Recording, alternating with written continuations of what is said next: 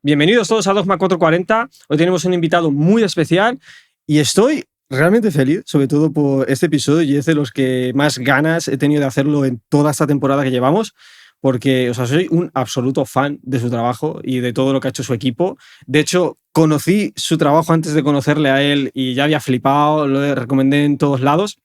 Estoy hablando de la serie de animación Arcane. Y hoy tenemos a Jordi Solanes, que es lead de animación, que estuvo precisamente en este proyecto. Así que, Jordi, es un placer enorme, de verdad, tenerte aquí. Gracias. Lo de mi invitado especial se lo dices a todos, ¿verdad? Esto es como... Es que todos sois especiales. Esto es como cuando hace defectos estos grupos, dice, ¡buah, esta es la mejor ciudad en la que hemos tocado! Sí. No, pero tío, de verdad te lo digo que es que tú no sabes la obsesión que tuve con la serie. O sea, es que mi novia te lo podría decir totalmente de decir, tío, o sea, hacía tiempo que no veía verdaderamente una obra de arte, por así decirlo, como que, hostias, tío, que me transformara incluso de alguna forma y que me impactara, ¿sabes? De decir, hostias.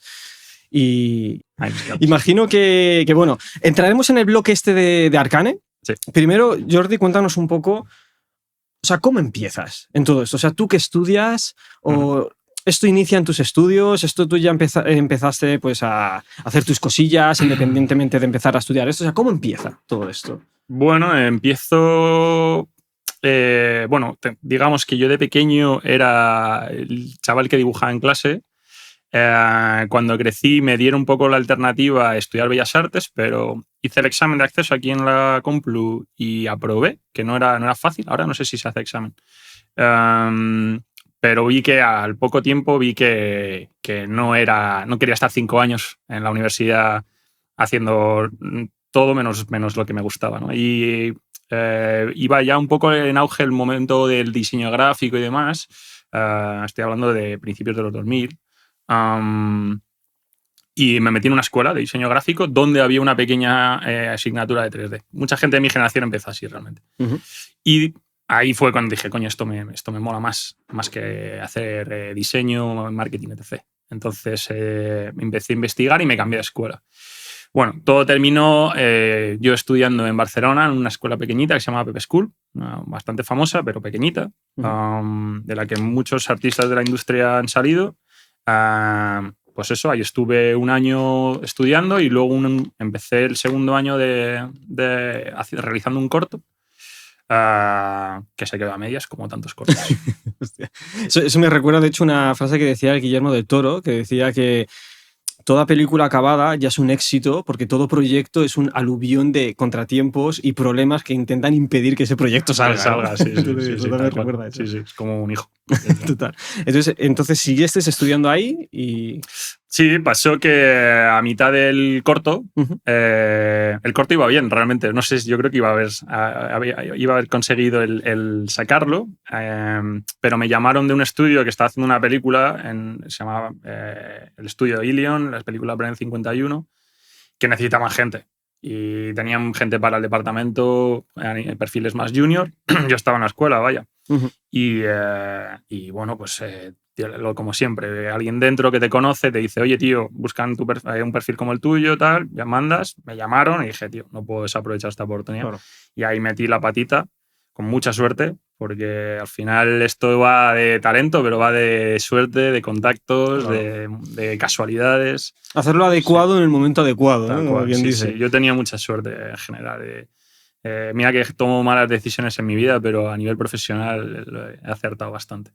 Y luego empezaste en esa película, imagino que fuiste llegando a distintos proyectos, ¿no? Hasta que ya acabaste más en Fortiche, ¿no? Sí. ¿Cómo se llama la empresa, no? Sí, nada, estuve pues en Ilion, he estado casi toda mi carrera, lo que ha sido luego Skydance, donde tengo un montón de amigos y siempre he estado muy a gusto. Pero bueno, en mitad del proceso pues me llamó Fortiche, que estaba haciendo Arcane, y lo vi como una oportunidad. También a nivel personal fue justo un momento pandemia, estábamos un poco en mi familia, mi chica y yo, con la niña pequeña, un poco saturados de Madrid y de todo lo que trajo la pandemia, y fue como cambio de aires, Canarias, la oportunidad de ir para allá. proyecto nuevo, algo fresco. No había salido nada de Arcane todavía, yo no había visto nada, entonces no sabía lo que me iba a comer, pero bueno, conocía gente dentro, me habían hablado muy bien y tal, y ya que fuimos. Y en toda esta trayectoria, antes de llegar a donde has llegado ahora, ¿tú eras consciente de que te ibas a poder dedicar a esto? O... Claro, porque esto es algo como tan nuevo que hay mucha gente que, por ejemplo, empieza a estudiar cosas, pero no sabe si luego se va a poder dedicar a ello. ¿Tú lo tuviste súper claro? ¿Veías que realmente era factible y era real? Sí. Joder, es que, a ver, te repito, tuve mucha suerte. Casi me llegó a mí la oportunidad, ¿no? Más que yo buscarla. A la vez yo estaba en otro contexto. Hablamos de una industria hace 15, 17 años que estaba empezando, pero se veía, ¿no?, que iba lanzada. Cada película que salía, ya Pixar había hecho sus primeras películas. Digamos que, vaya, que había visos de que eso iba a ser algo gordo, ¿no? Y ya, pues como ejemplo, la película a la que entré, Planet 51, ¿no? Es una película de gran presupuesto en España, que no se había hecho nunca, ¿no? De repente en España se invierte de esa manera y se crea un estudio de esa magnitud, pues te da un poco también la idea de, oye, lo mismo puedo dedicarme a esto y lo mismo me puedo dedicar en mi país, ¿no? Quedarme en casa. Y antes de llegar un poco a este pico, ¿no? Porque, joder, tío, Arcane es un puto proyectazo, ¿sabes? O sea, es brutal. Pero, ¿cuáles son las lecciones que te sacas de esos primeros trabajos? O sea, antes de llegar a eso, o sea, hay algo que, si tuvieras que darle un consejo a alguien que ahora mismo quiera seguir tus pasos y esté estudiando animación o diseño 3D y tal, ¿cuál dirías que son eso, las lecciones clave que aprendiste en esos primeros pasos? Pues si vas a empezar a estudiar, lo digo porque yo doy clases y llevo muchos años dando clases, te diría, mira bien en qué escuela, mira bien sobre todo qué tutores, ¿no?, que van a ser tus mentores. Tenlo muy claro que es una profesión muy dedicada, muy sacrificada, son muchas horas, al final es una carrera de fondo, no vas a ser el mejor animador el primer día, vas a seguir aprendiendo y aprendiendo. Yo todos los días aprendo, llevo un montón de tiempo animando. Siempre digo, hago un poco la coña de, joder, no hago más en mi vida que animar, excepto dormir, y no soy súper animador, ¿sabes? Como que he hecho más en mi vida que animar. Es un flipe, ¿no? Que digas, tío, si me dedicara, yo qué sé, a la escultura, no lo sé, a lo mejor pongo un ejemplo muy complejo, pero a la orfebrería, a la cocina, ¿vale? Y llevara tantos años, tantas horas cocinando, sería un cocinero de la hostia. Bueno, pues no soy un animador de la hostia, por lo menos no me lo considero aún así, ¿no? Entonces sí que tener muy claro, ser muy consciente de todo el tiempo que tienes que invertir y que te apasione, que te guste esto, porque es un curro de muchas horas, mucha concentración, mucha paciencia. Eso, y sobre todo, pues eso, a la hora de formarte, tener muy claro dónde te estás formando, dónde vas a dejarte tú la pasta y tu tiempo. Escuchándote, te voy a hacer la típica pregunta que se hace muchas veces dentro del mundo del arte, ¿no? Y es, si tuvieras que dar porcentajes aproximados de cuánto depende del talento y cuánto depende del trabajo, ¿cuánto dirías? Es buena pregunta. Si tienes talento, probablemente te valga con el talento, ¿no? Es como, me voy a los ejemplos, pero pues Messi no tenía que correr mucho en el campo, la verdad, pero era el mejor. Pues conozco muchos animadores muy talentosos que dices, uff, qué sobrado va. En mi caso, no es que me falte talento, pero no es tanto talento, es más curro.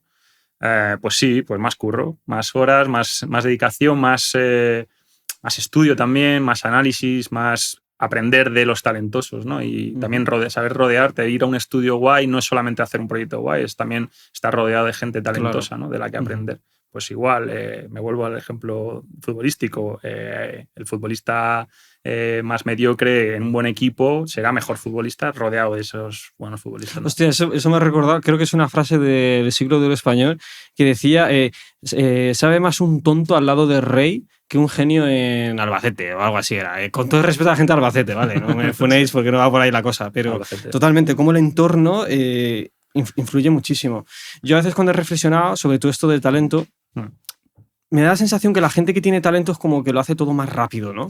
O como que aprende algo antes, o es como que toma como siempre decisiones acertadas, pero luego siempre me viene a la mente una frase célebre del Mozart, por ejemplo, sin ir más lejos, que siempre era asemejado con el típico niño prodigio y tal, que el Mozart decía, muchos achacan mi talento a una especie de don sobrenatural, pero sin embargo les garantizo que nadie trabaja lo que yo trabajo.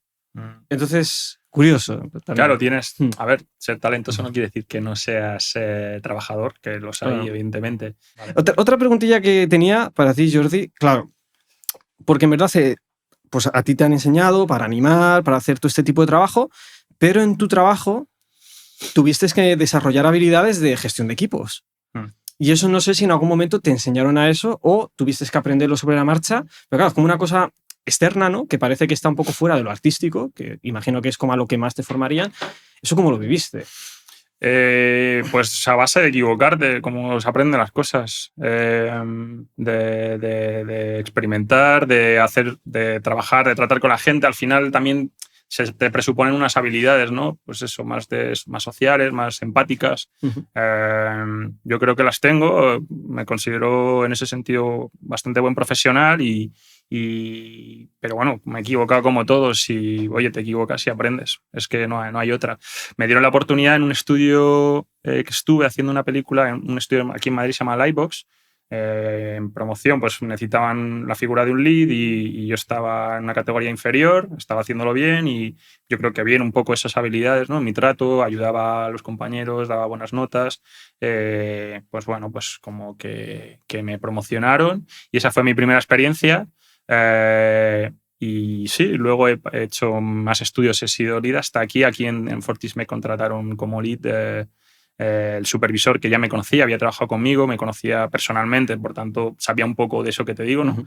Y nada, pues me dio la oportunidad y me equivoqué la hostia, pero también tenía otros compañeros, ¿no? Al final esto se trata de compadreo completamente. Claro. Y ellos tenían mucha más experiencia como yo y yo pues ponía el ojo, aprendía, me callaba y miraba y aprendía y copiaba. O sea que no te pilló de nuevas, ya tenía cierto bagaje como lead, ¿no? Para el que no lo sepa exactamente qué es un lead de animación y cuáles son sus funciones. Pues básicamente gestión de equipo, desarrollar una secuencia, ¿no? Tener un poco el control de una secuencia. Nosotros nos asignaban una secuencia y mi equipo la ejecutaba, ¿no? La animaba. En Fortis, en Arcane, el ser lead ha sido muy particular. En mi anterior estudio, en Skydance, era también porque me pilló en pandemia y el trato era menos humano porque había, digamos, era online, estábamos todos en casa, era un poco distinto, pero la gestión era distinta. Tú tenías tus animadores por secuencia, iban rotando, ¿no? Cambiaban básicamente. En este caso no, en este caso tenía un equipo fijo, entonces durante toda la producción he tenido a la misma gente, lo cual me ha hecho conocerlas más como personas y entender que no eres una máquina trabajando, sino una persona detrás, ¿no? Y de repente tienes una mala racha, te pasa algo a nivel personal y eso va a afectar a tu trabajo. Y yo tengo que saber leer eso, ¿no? Entenderlo y asignarte o planos o ayudarte más o protegerte de alguna manera para que tú des, digamos, lo máximo, ¿no? Como animador. Si tuvieras que dar algún consejo o algunas pistas claves de qué virtudes crees que es lo que más se requiere en ese puesto.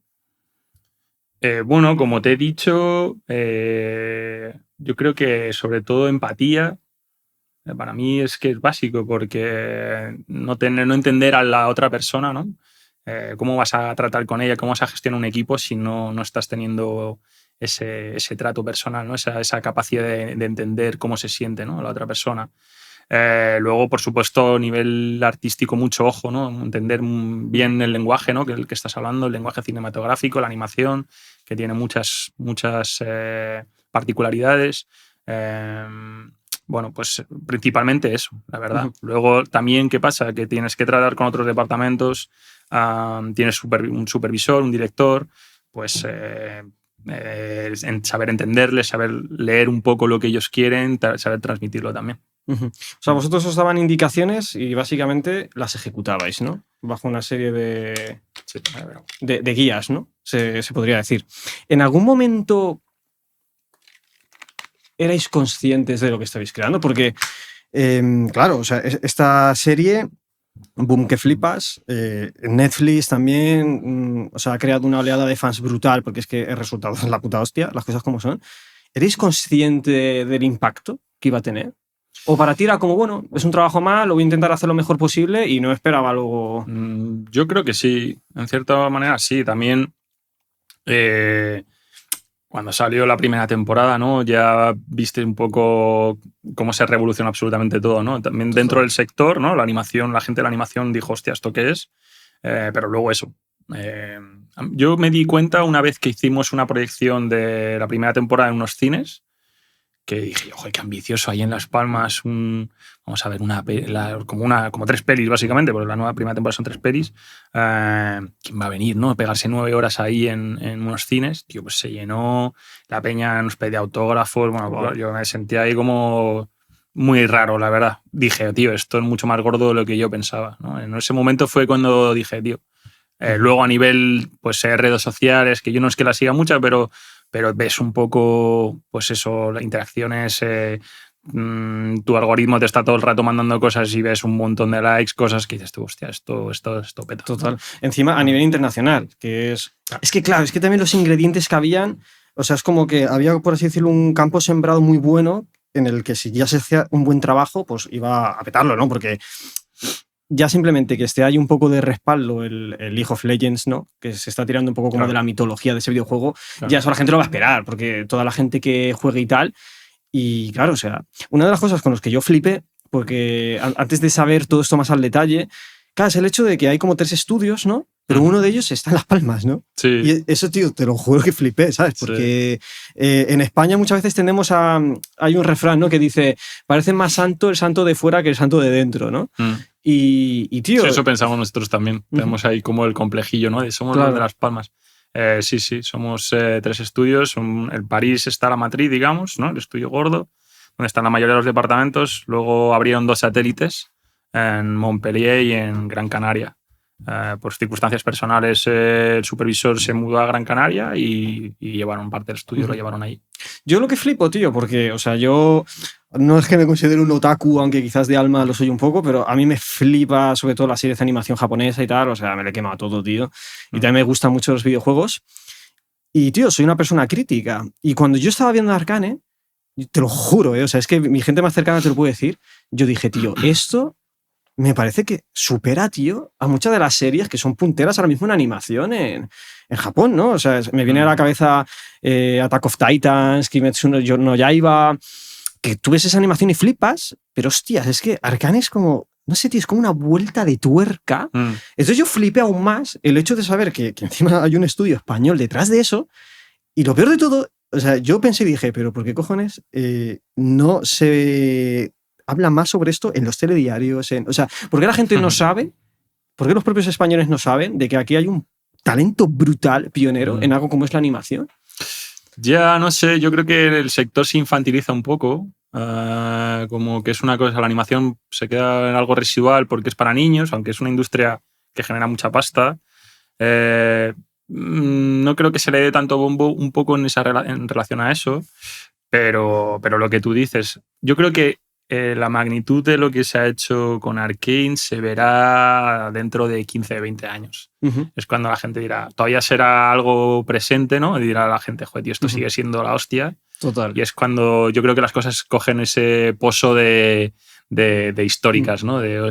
Aunque está feo que lo diga yo, que estaba ahí, pero es que sinceramente lo creo, la verdad. Fíjate que en los entendidos y en el ambiente como más intelectual, tío, yo que estuve... Claro, porque yo me terminé la serie, tío, y me tuve que fricar todo, ¿sabes? Porque es lo típico de cuando has flipado con algo y dices, yo quiero sacar más de por ahí. Y, tío, vi que, sin ir más lejos, en Film Affinity está en una posición altísima. Sí. En Film Affinity. Veía que había hasta críticos de cine y tal que la ponían como, Dios, esto debería ser brutal. E incluso me llegan a encontrar titulares de la mejor serie de animación de la historia, guau, flipando, o sea que... Sí. Por esa parte sí que te puedo decir de que al menos parece que lo que es el grupo más de entendidos, o sea, verdaderamente ha flipado, tío. Es que, sí, te repito, para mí lo está ahí en ese escalafón. Y lo que tú dices, ver a gente, a referentes, ¿no? Que gente que has leído hablando de cine, de hablar de lo que has hecho tú en esos términos también, ¿no? Y dices, hostias, tío, es verdad que te pone un poco en relieve, ¿no? De lo que es. lo dicho, vamos, que Arcane será, dentro de 15, 20 años, será el referente, digamos, que hemos tenido nosotros pues con una Akira, ¿no? Yo creo que será un poco ese ejemplo, ¿no? Que nuestra generación. A mí me sorprende, por ejemplo, mucho padres, ¿no? Padres de, no, ya no chavales, sino padres, gente, pues padres de mis colegas incluso, ¿no? Es que, oye, tío, que vi tu serie, increíble, ¿eh?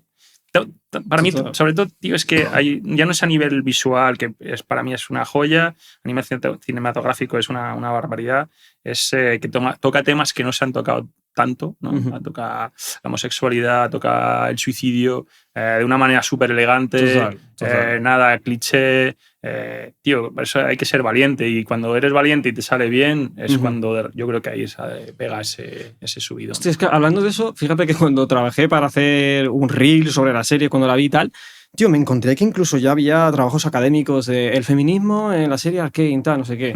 Y mira que yo a veces soy un poco crítico, a veces con ciertas praxis que a veces tienen como lo woke, por así decirlo.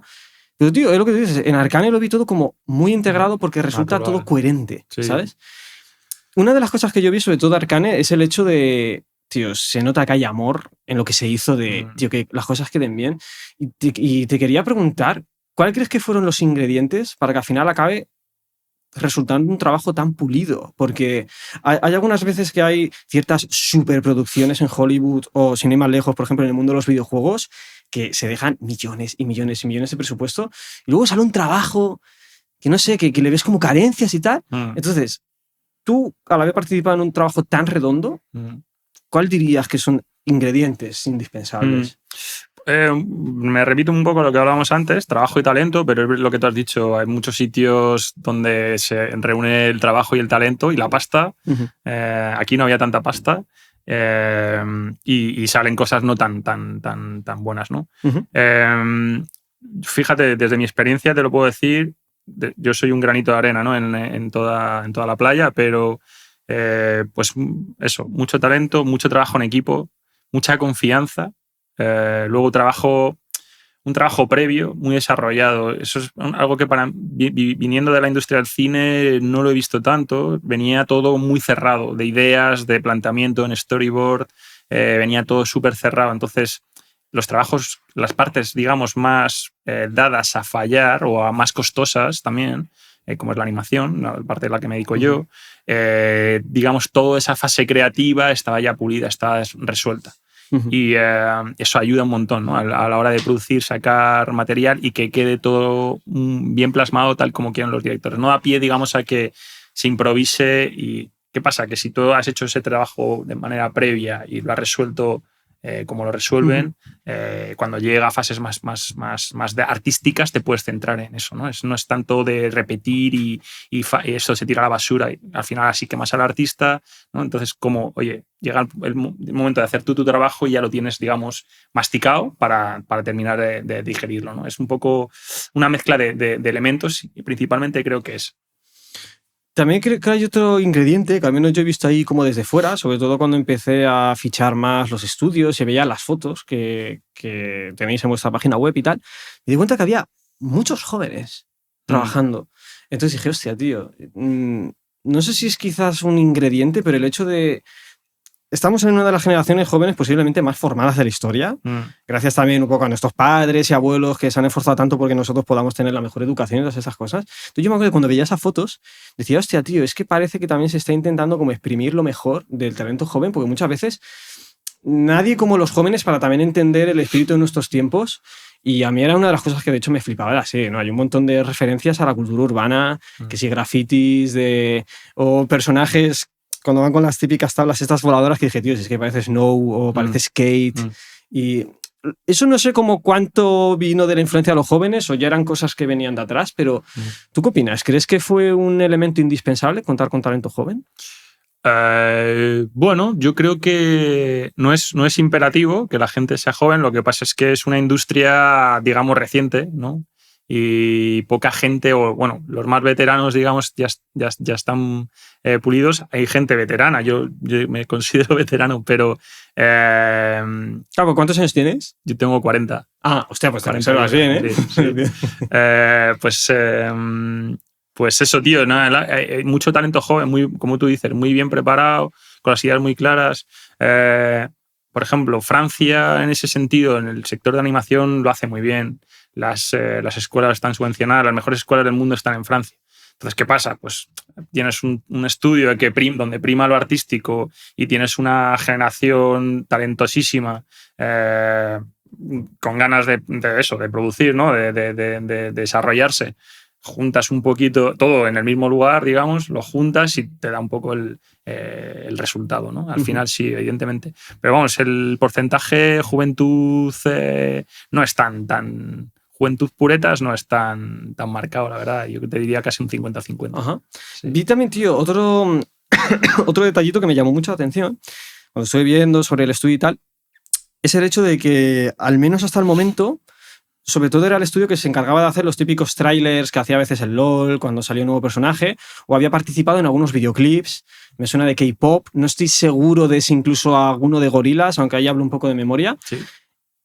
Y, tío, eso es algo que yo con el tiempo muchas veces pensaba y decía, tío, estos trailers que son la puta hostia, qué raro, tío, que estos estudios no se dediquen a hacer algo como más a largo plazo, ¿no? Que les dejen hacer una peli, que les dejen hacer una serie. ¿Cómo se sintió ese reto? De tener que jugar como, por así decirlo, como si estás, yo qué sé, como si estás jugando en fútbol sala, que te estás preparando para pequeños trailers que estén muy pulidos, pero de repente es como, hey, que esto ahora es una carrera de fondo más largo. Yeah. ¿Hubo algún desafío? Sí, a ver, hablo de un poco, no es mi papel, ¿no? Te cuento un poco, te pongo un poco en contexto. Como bien has dicho, Fortis trabajaba con Riot haciendo pequeñas piezas, ¿no? Y había gente dentro de Riot que tenía la idea de hacer algo gordo, ¿no? Con el mundo LOL, ¿no? Y de manera inteligente, poco a poco, fueron metiendo los ingredientes para conseguir la pasta para, con Fortis, hacer algo, ¿no? Iban diciendo, vamos a hacer un modelo, unos diseños, una pequeña pieza de animación, tal. Y poco a poco así se lo fueron vendiendo a Riot, ¿no? Finalmente ahí salió el germen, ¿no? Para hacer Arcane, ¿no? Se hizo un piloto y fue de puta madre y dijeron esto para adelante, ¿no? Y ponemos la pasta. Como reto, yo creo que mucho, porque Fortis era un estudio pequeño. Empezó siendo 3 colegas, los 3 jefes, en casa de uno, haciendo, como tú dices, pues pequeñas piezas, ¿no? Cada uno con sus disciplinas, desarrollándolas. Crecer de eso, 10, 15 personas a 400 y pico que hemos terminado siendo, es un reto en infraestructura, un reto en pipeline, que es un poco, digamos, las raíces del estudio, a nivel artístico, en conseguir talento, es un reto de la hostia. Es un reto de la hostia. ¿Cuántos animadores necesitasteis para el proyecto Arcane? Pues en momentos así, eso siempre va variando un poco en función de los requerimientos de la producción, pero yo creo que hemos llegado a ser casi 100 animadores. En un momento así de desarrollo pico de producción, probablemente 100. Te hablo de memoria, quiero pensar que en Las Palmas éramos 3 equipos y éramos 23 personas. Una de las cosas que también se comentó mucho, que la crítica incluso flipó, es el hecho de, o sea, ¿cómo han podido hacer esto en tan poco tiempo? Porque, hostia, tú lo ves y dices, tío, es que es un trabajo pulido de la hostia, o sea, es que cada capítulo parece en sí mismo una película. Hostia. Sí, pues, tío, optimizando mucho los recursos. No había mucha pasta, o sea, se habla mucho de la pasta y que es un tema que estaba ahí sobre la mesa para hablar. No es un proyecto, si lo diseccionas. Por poner en contexto a la gente, es que hay muchos titulares que es de Arcane, la serie más cara de animación de la historia. Sí, ese titular salió en una revista, nunca se ha dicho desde Riot ni desde Fortis, por supuesto, que sí, que se dijo que había costado 250 millones y no sé qué. Ahí creo que se metía marketing también, que al final marketing pues se lleva mucha pasta, cualquier película se la lleva. Pero si lo sitúas un poco en contexto, al final Arcane las 2 temporadas son 6 pelis, 8 pelis, más o menos. Una peli de animación suele costar entre 50, 70, 80 millones, pues haz la división, ¿no? Te sale barato, vamos a decir. ¿Cómo se consiguió? Pues optimizando mucho los recursos. A nivel técnico, pues consiguiendo tiempo real, que no es tan normal. pintando en vez de modelando y texturizando. Al final hay un trabajo artístico detrás, sobre todo desarrollo, ¿no? De pensar cómo optimizar y hacer las cosas más rápido, que queden bien, ¿no? Dentro de la idea artística que tenían los directores, que para mí se consiguió y con creces, la verdad. ¿Y cuánto, o sea, dirías que un animador, sobre todo para el que nos esté escuchando, que vamos a dedicar a esto, se gana bien siendo animador? Depende. Sí, es injusto decir que se gana mal cuando yo creo que es una industria que se gana bien y hay gente que es tan precaria, ¿no? Al final. Aquí déjame meter la cuñita política. Al final vivimos un modelo que estamos todos precarizados, ¿no? Se gana bien, hombre, pues somos gente cualificada que en rentabilidad damos mucho rédito porque si no, no se haría animación y es muy rentable. Y pues bueno, gran parte de ese presupuesto no sé si se lo llevan los salarios, pero desde luego que no es se gana bien, sí, no te voy a decir lo que gano yo, pero vivo y bien, a gusto. Otra de lo que salía en las noticias es el hecho de que no había salido como rentable, a pesar del buen recibimiento que tuvo y de algún modo incluso el impacto cultural. Pero no sé si salió el director de Riot diciendo que no le importaba porque un mensaje un poco, no sé si comunista, entre comillas y tal, pero de algún modo como diciendo que incluso aunque no saliera rentable, sentían que tenían como una especie de misión o obligación incluso moral de devolvérselo a la sociedad, del estilo de, mira, tío, estamos forradísimos. Que esto haya salido o no rentable, ¿sabes? O sea, Riot no se va a arruinar. Ya. Haya salido o no. Entonces, por una parte, eso me moló del hecho de, hostia, tío, es raro ver como un CEO como tan abierto en ese sentido de, tío, nosotros quisimos hacer algo muy bien, muy pulido, o sea, lo que nos importa más es el resultado artístico más que lo que luego generaron, ¿no? Claro. Y otra de las cosas que dijo fue el hecho de... Ahí yo creo, perdón que te interrumpo, ahí hablo desde mi opinión, la verdad que esto son respuestas un poco controvertidas, pero... tío, al final es una comunidad, ya no, esto forma parte de una comunidad de ¿cuántos jugadores? 1.000 millones de jugadores me parece que tiene el LoL, ¿no? Al final, yo no creo que tanto que sea rentable de por sí la serie, que no sé si lo es, la verdad, porque esos números Netflix no suele darlos. Es más un poco todo lo que engloba, ¿no? A nivel pues, juego y actualizaciones, todo lo que rodea al juego, que vaya, pues eso, ahora estamos haciendo más piezas en torno al mundo LoL, ¿no? Que van construyendo, digamos, esa comunidad y esos, digamos, esos lores, ¿no? Que van en desarrollo y ayudando a que todo ese mundo cada vez sea más rico, ¿no? Pues en lo visual creo que lo necesita claramente. Eso es un tema que también se habla mucho, que es el hecho de... por ejemplo, se habla mucho en el mundo de los videojuegos, ¿no? De, es que ya no sale rentable porque cuesta tanto animarlo a ese detalle, que dicen que cada vez hay empresas como que están diciendo, hostias, habría que quizá volver más a lo... ¿Cómo decirlo? En plan, ser más sostenibles, porque al final es un gasto de recursos que al final no acaba saliendo rentable económicamente. ¿Tú qué opinas en ese sentido? ¿Crees que es tanto así? ¿Crees que se está creando un poco leyenda negra en este sentido? Tío, pues ahí tengo mi opinión basándome un poco en lo que es Fortiche, que para mí es siempre buscar la excelencia y es el reto, digamos. ¿Quién está detrás? Pues como te he dicho antes, 3 tíos que vienen del mundo, artistas, ¿no? Que lo que querían, lo que siempre han querido es hacer las cosas lo más artísticamente y lo más potentes, digamos, posible, sin mirar tanto la pasta, ¿no? La rentabilidad. Al final creo que existe un poco esa lógica, digamos, entre quién lleva tu empresa buscando rédito, que toda empresa necesita, Fortiche no es otra cosa, pero con un equilibrio, digamos, buscando la excelencia. Entonces, si en vez de 10 ganas 5, pero tu obra es una obra maestra, no una cosa que se va a olvidar a los 5 minutos, pues bueno, lo mismo yo creo que tendríamos que darle una vuelta ahí, dentro de la industria, darle una vuelta a eso, ¿vale? Entender un poco que, coño, al final esto es una disciplina artística y lo que se busca es un poco eso, dejar huella, ¿no? Y mandar un mensaje, que para mí es un poco lo que necesitamos en desarrollo. Sí. Total, eso, bueno, mi opinión aquí también va a ser un poco controvertida, pero, tío, si el CEO tiene que tener un yate en vez de 2, que tampoco pasa nada, ¿sabes? Eso quizás es un poco polémico por mi parte, pero por ejemplo yo lo he experimentado mucho con todo lo que está pasando de Nintendo y tal, que están subiendo el precio de los videojuegos que flipas y ahora va a sonar el himno comunista de fondo, tal. Expropiemos el yate. Pero es el hecho de, tío, a mí personalmente me da mucha rabia que, tío, siempre la inflación siempre la acaba pagando el usuario, ¿sabes? Sí, tal cual. Y es en plan de, tío, joder, había ahí unas declaraciones de Nintendo que cuando se quejaron con los precios, sobre todo el precio de la consola y cosas de estas. No sé, va a salir a la consola y ya están hablando de juegos a 100 pavos. Total, ¿no? Tío, el Mario Kart a 90 pavos. Es que ya el GTA te sale a 120.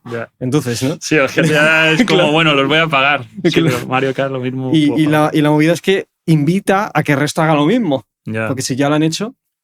Entonces, claro, sí, abres la puerta a que todo sea eso. Total, y la polémica encima fue a una de las respuestas que dio uno de los directivos de Nintendo y tal, pues estaban quejando, ¿no? De, hostias, es que el precio de la consola tal. Y ¿sabes lo que contestaron? Dijo, sí, nosotros somos conscientes de que no todo el mundo va a poder pagarla, pero por eso está la Nintendo Switch 1, que es más barata.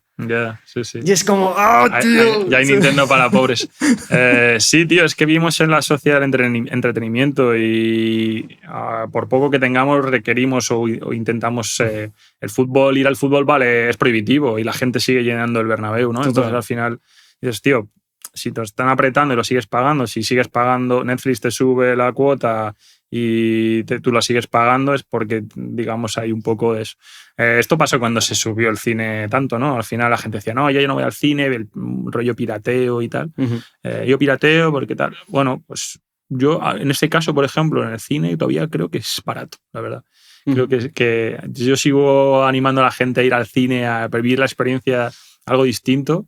Pagando no sé lo que vale aquí en Madrid el cine, pero bueno, 10 pavos, 12 pavos, no es tan caro al final, ¿no? Sí, casi que se sobran más con las palomitas. Claro, sí. Eso es, llévate las palomitas de casa. Total. Yo, tío, o sea, soy totalmente partidario de que gastar en arte y en cultura está bien, porque, joder, los artistas tienen que vivir de algo. No sé si vosotros desde el sector más de la animación lo vivís parecido, si esto es algo de todos los artistas, pero esto en la música pasa mucho, ¿no? Te vas a morir de hambre y tal. Y luego es paradójico, ¿no? Porque qué curioso que los que más te dicen que te vas a morir de hambre son luego los que todo quieren gratis, ¿no? En plan de, no, ven a tocar a mi bar y te haces promoción. Sí. ¿Eso es tan así en tu mundillo? Depende. Sí que conozco gente. Ahí yo, fíjate, sí que voy un poco a lo generacional. Creo que la gente joven sí que está más por lo baratillo, digamos. No sé. A lo mejor me estoy metiendo en un jardín aquí, pero yo tiendo un poco a hacer lo que tú dices, tío. Si voy a ver un pibe tocar en un bar y me está pidiendo 5 pavos por entrar, quiero entender, y el bar encima lo estoy apoyando, gastándome de los 5 o 10 pavos en cerveza, pues tío, al final estoy generando una pequeña comunidad. Ese tío podrá seguir tocando, lo mismo mañana llena un estadio y ese bar podrá seguir sirviendo, haciendo conciertos para que otros empiecen, ¿no? Entonces, en mi opinión, tío, siempre hay que apoyar. Ahora, lo que tú dices, si todo es para ver, para darle la pasta a un promotor, ¿no? A un gran promotor o a una gran productora que me está haciendo un producto mediocre, o me está dando eso, un artista al uso y me está cobrando una pasta, ¿no? Pues ahí puedo entender un poco esa vertiente más pirata, ¿no? De, oye, tío, pues no, mira, no, claro. no te voy a apoyar. Entonces, esto que me cuentas, tío, estoy viendo ahí como una especie de patrón o unos ingredientes que lo veo muy claro, que es el hecho de, tío, creo que se nota mucho cuando la dirección la toman artistas a cuando la toman inversores, ¿no? Y eso sobre todo lo veo mucho en el mundo de los videojuegos. Tío, por ejemplo, está pasando mucho con Ubisoft, con Blizzard, de estudios que desde que han cambiado la directiva, cosas de esas, ves como todas las franquicias que van así como cayendo en picado y tal. Y un paralelismo en el que yo veo también de, tío, se nota cuando las cosas, los que mandan son puramente artistas, o de algún modo los inversores son puramente artistas.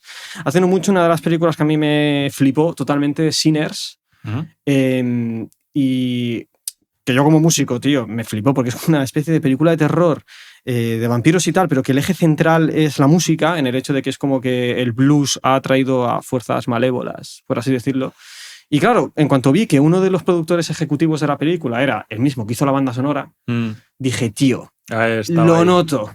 Lo noto de que hay alguien que de algún modo tiene su palabra peso en el proyecto y es un artista. No es, y tío, eso también lo veo yo muchas veces, incluso desde más mi mundillo, más de la música clásica y tal. Se nota mucho, tío, cuando los que mandan no tienen nada que ver con el arte, sí. ¿sabes? Estoy muy de acuerdo, la verdad. Mira, te pongo un ejemplo de la animación. No sé si has visto, pero una peli se llama Flow, que hicieron un equipo muy pequeño, un tipo que creo que es letón, que se ha ganado el Oscar a Mejor Película, con mucho merecimiento, ha arrasado en taquilla y lo han hecho con 4 duros, y no porque hayan precarizado los que lo han hecho, sino porque tampoco lo tenían, no había nadie, un gran mecenas detrás poniendo la pasta, porque no creían en el proyecto, ¿no? Pues es un buen ejemplo de, oye, tío, es que cuando hay alguien detrás con un gusto artístico desarrollando un producto que va a ser distinto para el espectador o para el consumidor, ¿no? Que está harto de comerse la misma peli 20 veces o escuchar la misma música 30 millones de veces, ¿no? De repente le pones algo distinto y la gente no es tonta, ¿no? Decir, oye, tío, esto es distinto, esto me gusta, esto suena guay, o esta peli me ha molado, ¿no? Entonces, para mí siempre tiene que haber un poco ese germen, ¿no? No el tío que te diga, ay, quiero ganar tanto, sino, ay, tío, hazme la mejor peli posible, ¿no? Efectivamente. Eso, en el mundo de los videojuegos, no sé si será muy friki los videojuegos o tal, yo lo soy bastante, y en eso los videojuegos indie le están dando una lección brutal a la industria. Me viene a la mente Hollow Knight, no sé si sabes qué videojuego es. Soy muy malo para los nombres, tío, pero como, me suena. Como de un caballerito, tío, así. Ico. Sí, como muy muñequito, tío, que es así como muy dark, que es así como en 2D el videojuego y tal. Sí. Que, tío, no, o sea, es como que no fue aquí una macro producción de peña y ha hecho como otra joya, ¿sabes? Y, tío, creo que es una lección brutal para todas estas grandes empresas de... Sí, ya te digo, en cine pasa un poco lo mismo también, ¿eh? Y tienes que rascar y buscar para encontrar cosas joyitas, pero mira, hace poco fui a un festival que se llama Animac en Lleida, que es muy promotor de pequeños artistas, ¿no? De hecho, fueron los primeros que proyectaron, o quiero decir, a lo mejor me lo estoy inventando, pero fueron de los primeros que proyectaron Flow. Y la promocionaron en su carrera a los Oscars. Y, tío, estuve allí y la verdad que veías cosas, tronco, que decías, joder, tío, pero es que aquí hay un talentazo detrás de alguien que, si le das un poquito de herramientas, te va a hacer un producto distinto. Vamos a hablar de distinto, no voy a decir mejor o peor, es distinto, que es un poco lo que hace falta, ¿no? Que al final estamos cortados por el patrón del algoritmo y nos comemos el mismo bocadillo de pelo todos los días, ¿no? Claro. Entonces, que de repente te venga algo fresquito es como, joder, eso. Otra pregunta, tío, que lo mismo va a ser como un poco total de fumada de porros, pero, por ejemplo, yo cuando estaba viendo la serie, y yo creo que a mucha gente le pasará también, es como que todos nos vinculamos más a un personaje u a otro, ¿no? Porque te sientes más reflejado, te gusta mucho más. Pero cuando tú eres el que está detrás dando vida a todo eso, ¿cuál es el vínculo que se tiene, por así decirlo, con la obra? O sea, ¿lo percibes únicamente como un trabajo, en plan de, joder, voy a hacer lo mejor posible? ¿O tú notas que se empiezan a crear incluso conexiones emocionales entre lo que estás creando? O eso no surge porque al final estás tan quemado de estar ahí como trabajando con eso que se ha deshumanizado. Por ejemplo, eso a mí me ha pasado muchas veces cuando yo a lo mejor he hecho canciones, en mi caso he hecho mucho rap y tal. Lo típico de, joder, es que entre que hago la instrumental, entre que la mezclo, entre que luego me hago la letra, en que me lo grabo, ya acabo hasta la polla y ya es como que no es como tan fresco como cuando alguien lo ve desde nada. Ese vínculo, por así decirlo, emocional, o sea, ¿cómo lo has vivido? Me pasa un poco lo que tú dices también. Al principio quizás sí que hay, cuando de repente te dicen, oye, esta es la secuencia que vas a hacer, tienes que procesar, ¿no? De en qué momento están, los personajes en qué parte del arco están, del capítulo, la secuencia, exactamente qué están viviendo, pensando, y es un poco nuestro trabajo entender el personaje y para plasmarlo después.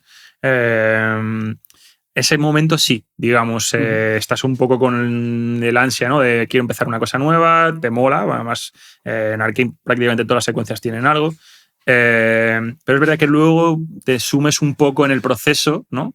Y ya es un poco más mecánico. No quiero decir que el proceso sea mecánico porque es muy artístico, tiene mucho de artístico, pero sí que, digamos, te olvidas un poco de esa otra cosa, ¿no? Digamos, de más familiar con el personaje, más te olvidas un poquito de la historia y te vas un poquito más a lo técnico. ¿A vosotros, vosotros, para poder meteros mejor en vuestro trabajo, ya conocéis el guión entero de la serie? O únicamente es como muy mecánico de, tú haces esto, más o menos va de esto, pero ya está, no sabes como más de la historia. No, o todos sabéis de qué iba la movida, cómo iba a terminar también. Claro, sí. El director nos presenta cuando está el capítulo para entrar en producción, nos hace un pitch del episodio. También para hablar de problemas técnicos, de problemas artísticos, cosas que él quiere, ¿no? Visiones, algo más general, porque luego sí que te hace uno más concreto de la secuencia que tú vas a animar para hablarte más en concreto de determinadas cosas. Pero sí, nosotros íbamos viendo los capítulos, pues no sé, te voy a hablar de 3 en avance. También pues recuerdo que hubo un capítulo que se reescribió, no te voy a saber decir cuál ahora de memoria, pero un capítulo que se reescribió cuando entraba en producción y saltamos al siguiente y luego volvimos a eso. O sea, no hicimos una línea temporal perfecta. Entonces, más o menos sí que vas viendo. Luego, ¿qué pasa? Que hay otros departamentos antes del nuestro que están ya trabajando en desarrollo. Yo veo cosas ahora que están haciendo de los siguientes proyectos, que son los que todavía no han empezado, ¿no? Pues es un poco el ritmo de producción. Claro, es que hay cosillas que, de hecho, hay incluso muchas cuentas que yo he visto en internet que siempre como que te marcan esas cosas, que es brutal el hecho de que hay cosas de la segunda temporada como que riman totalmente con cosas de la primera, que si aparece una taza en concreto que de algún modo está rimando con lo que ya sucedió en la primera, o justo la música que suena tal. Entonces, por ejemplo, vosotros cuando estáis trabajando en la primera temporada, ¿ya tenéis conciencia de cómo iba a terminar la segunda? No. En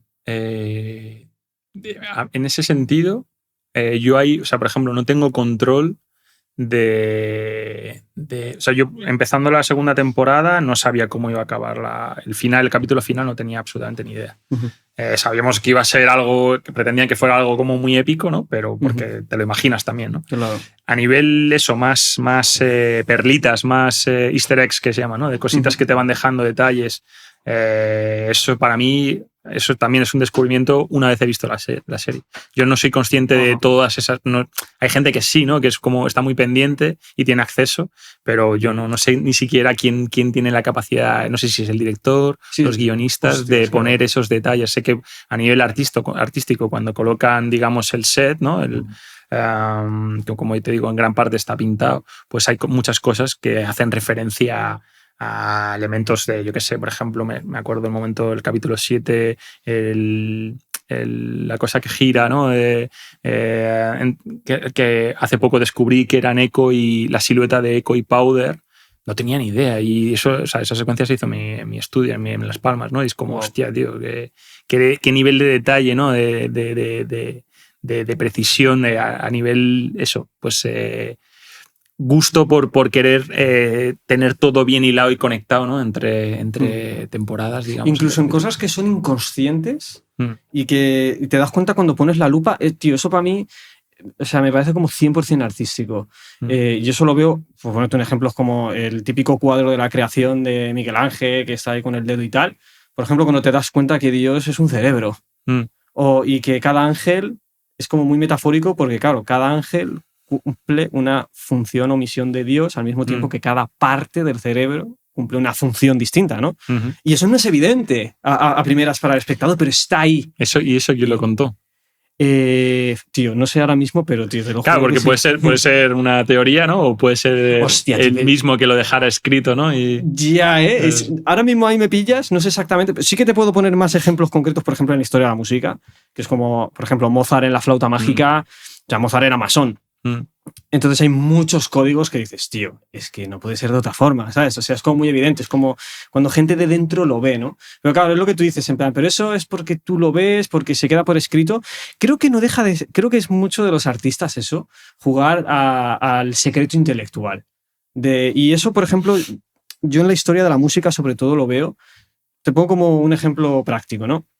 En el Renacimiento ya estaba como totalmente teorizado la escritura de los compases, cómo lo querían y todo eso. Pero cuando tú vas a la práctica, veías que los compositores, me viene a la mente uno que se llama Guillaume de Massot, cabrón, no te ponía los compases. Y dices, hijo puta, pero si ya estaba teorizado, ¿por qué lo hacían? Y lo hacían como un secreto. Claro, era como una medida proteccionista no, porque yo sé que un verdadero músico lo va a entender. Esto es un lenguaje que hablamos nosotros. Total. O me viene a la mente, por ejemplo, el Leonardo da Vinci, entre su gente más cercana, hablaba en latín. Entonces, tío, yo cuando veo como esos codiguitos, creo que son como guiñitos de artista a artista, ¿sabes? De toma, es como un extra para que veas que no me quedo únicamente a un trabajo y ya está, ¿no? O sea, para que veas que hay como algo oculto, algo trascendental. Y, tío, eso yo en Arcane lo veo por doquier, ¿sabes? Sí, aquí yo, fíjate, creo que es más para con el espectador. Al final es un guiño para ese que se ve la serie varias veces, ¿no? Y de repente hay gente que se la ve fotograma a fotograma, ¿sabes? De hecho, hay una cuenta, diría, en Twitter que es Arcane fotograma a fotograma. Y te pone cada fotograma de la serie. En su cuenta, pues no sé cuántos millones de tweets lleva. Hostia, sí. Yo creo que es un poco más un guiño a eso, ¿no? Al final tener... Y luego, segundas intenciones también, que muchas veces estás contando algo, pero por detrás en cine se hace muchísimo, ¿no? También a nivel compositivo, ¿no? Que te ponen elementos que apuntan a donde quieres que el espectador mire, ¿no? Pues al final, si eso lo haces de manera inteligente y encima pues, le metes perlitas, cositas que has contado de manera anterior, ¿no? Y lo hilas todo, te queda como un paquete compacto, ¿no? Lo has vendido el regalo perfecto, ¿no? Al final. Y tío, ¿cuál fue...? Claro, porque tú como has trabajado ahí y literal las da forma, ¿cuáles son los momentos que más te ha emocionado a ti de la serie? Porque lo hayas trabajado, que hayas dicho, joder, es que esta escena de verdad que es que redonda, ¿sabes? Como quedó... O sea, yo, si quieres te digo yo como espectador cuáles son los momentos que me vienen a la mente. Imagino que los primeros que me vienen a la mente son como los que más me han impactado. Uno de ellos es cuando está Jinx pegándose con... el personaje no me acuerdo cómo se llama, que es negro, tío. Echo. Con Echo, efectivamente. La pelea, tío, la escena del reloj que hace... Sí, esa escena es increíble. Y va intercalando que son niños y tal. Tío, o sea, es que te lo juro que los putos pelos de gallina, de eso, cómo está hecho, sobre todo, lo que me flipa de Echo en la serie es, tío, cómo aparece a los salvadores muchas veces en los momentos ahí, igual que al final de la serie, es brutal. Pues tío, una que, te lo juro, piel de gallina, esa. Otra de piel de gallina absoluto es cuando Jinx tira la bengala en la primera temporada, que hay una escena en la que está, juraría, como rotando la cámara y se ve como a sus amigos muertos, ¿no? Sí. Dios, o sea, se me está poniendo la piel de gallina de recordarlo, tío, te lo juro, de flipo, tío. Y la otra escena que yo diría es que me parece...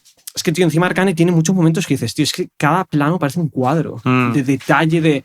El momento en el que está Jinx de niña como justo cayendo mientras está como la explosión. Ese tío, me parece ese contraste de...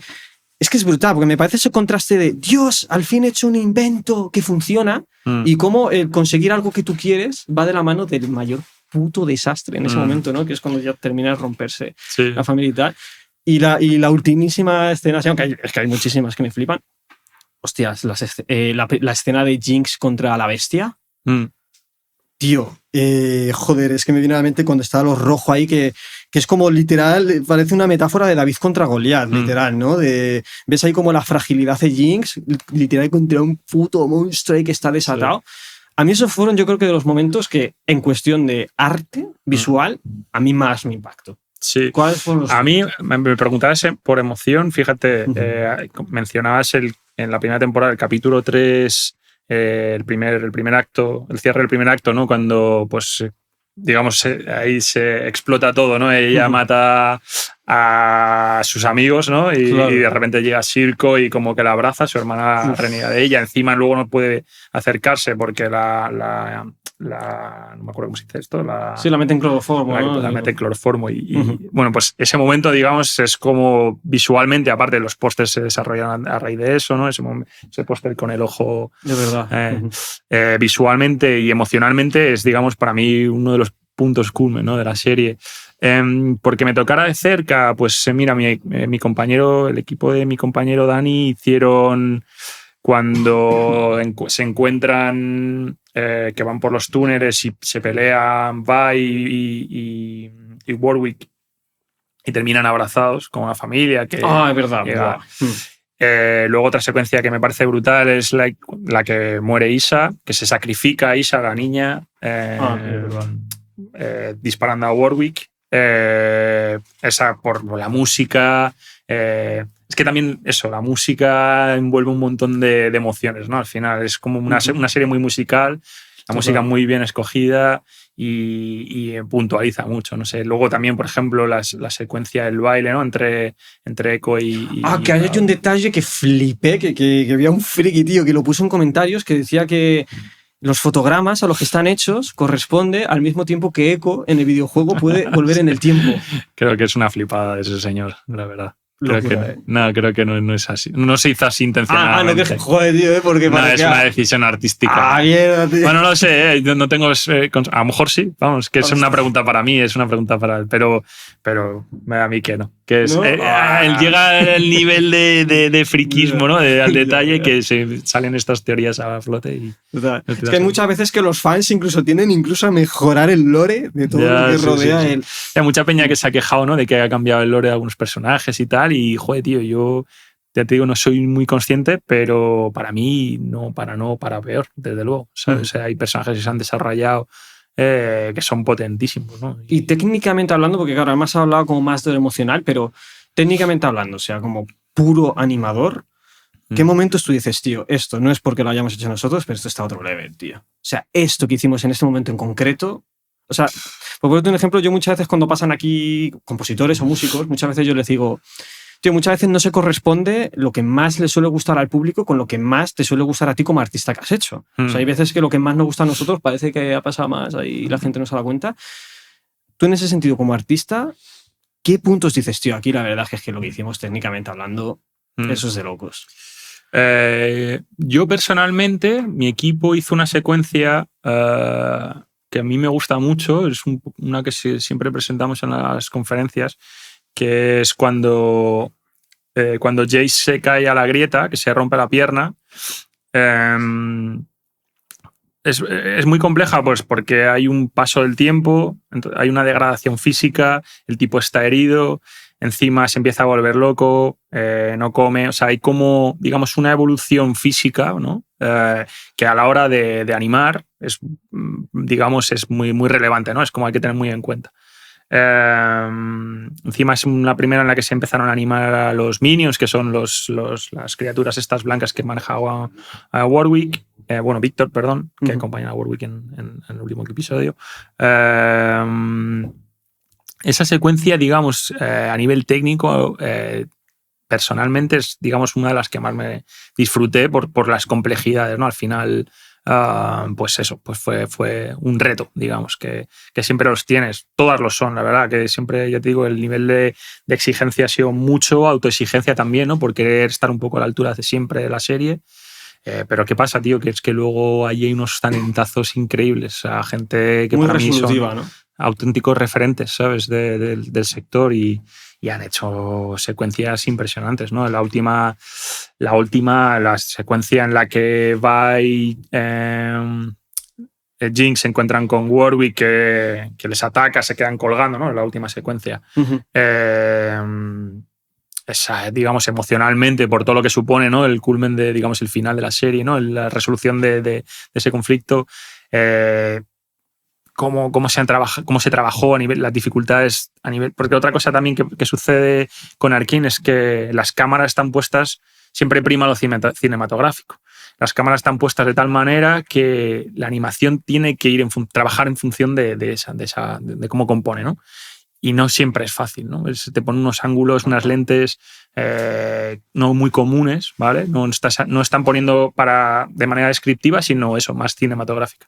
Y eso siempre es un reto también, ¿no? De repente que el personaje esté en modelo, que no esté fea, que no sea la prima de Vi, ¿sabes? Que porque la lente la está deformando mucho, claro. Pues ahí hay una dificultad técnica también adquirida que lo hace todo mucho más complejo. Esa secuencia, por ejemplo, me parece brutal por todo lo que transmite, lo difícil que es hacer eso en animación. Si tuvieras que decir cuáles fueron las mayores dificultades o retos, como tú estás diciendo, tu top 3 cosas que dices, hostias, aquí verdaderamente sentí vértigo o estaba rayado por las noches de decir, joder, esto no termina de salir, me cago en todo. O sea, ¿hubo algunas dificultades que acabaréis superando que dijeras, hostias, esto...? Bueno, esta pregunta te la respondo diciendo que eso siempre existe. O sea, la inseguridad, no lo estás haciendo bien, por lo menos yo creo que el que te diga que no existe, ¿no? Un artista que se piensa que lo hace todo bien, me parece que miente. ¿No? al final, digamos que tienes el miedo a no estar al nivel, ¿no? A no ser lo bueno, lo suficientemente bueno como se te presupone, ¿no? ¿Cómo se llama esto? El síndrome del impostor. El síndrome del impostor, no me salía así, perdón. Para mí es el día a día, básicamente. Me preguntas por dificultades técnicas, digamos, ¿no? ¿Qué retos? Pues, sí, o en general del proyecto en sí. O sea, puede ser tanto una cosa técnica como a lo mejor que alguno de los que trabajaba se desmoralizó y tuviste justo te iba a poner un par de ejemplos. Uno más no algo concreto, pero sí que al final, cuando tú vas a enseñar al director y ves que no es lo que él quiere y está el departamento de producción diciéndote, hey, tío, que esto tiene que salir porque vamos muy atrasados y tal, ahí sientes, digamos, una presión, ¿no? Al final es como, hostia, no estoy consiguiendo lo que quiero o lo que quieren y encima el tiempo se va reduciendo, ¿no? Eso es común, ¿vale? Por suerte en Arcane no lo tanto porque, como ya te he dicho antes, al final todo venía cerrado de antes y dirección lo tenía bastante... Cuando llegaba al departamento de animación ya estaba todo bastante claro, ¿no? Digamos, era todo conciso. Y luego, desde mi perspectiva, como lead de equipo, efectivamente, pues de repente encontrar a alguien que tiene un pico bajo, que le llega en un momento complejo porque tiene un plano que sacar. Recuerdo una compañera en concreto que estaba haciendo un plano de mecánicas muy difícil, con una cámara súper cenital, con una lente, no sé si era un 18 o algo, que el personaje es la secuencia que te comentaba antes. Jay se levanta apoyándose en el palo y se queda mirando como para arriba, entonces cuando acercaba, digamos que no era bonito, la mecánica era compleja y ella le pilló un momento en el que decía, no me sale.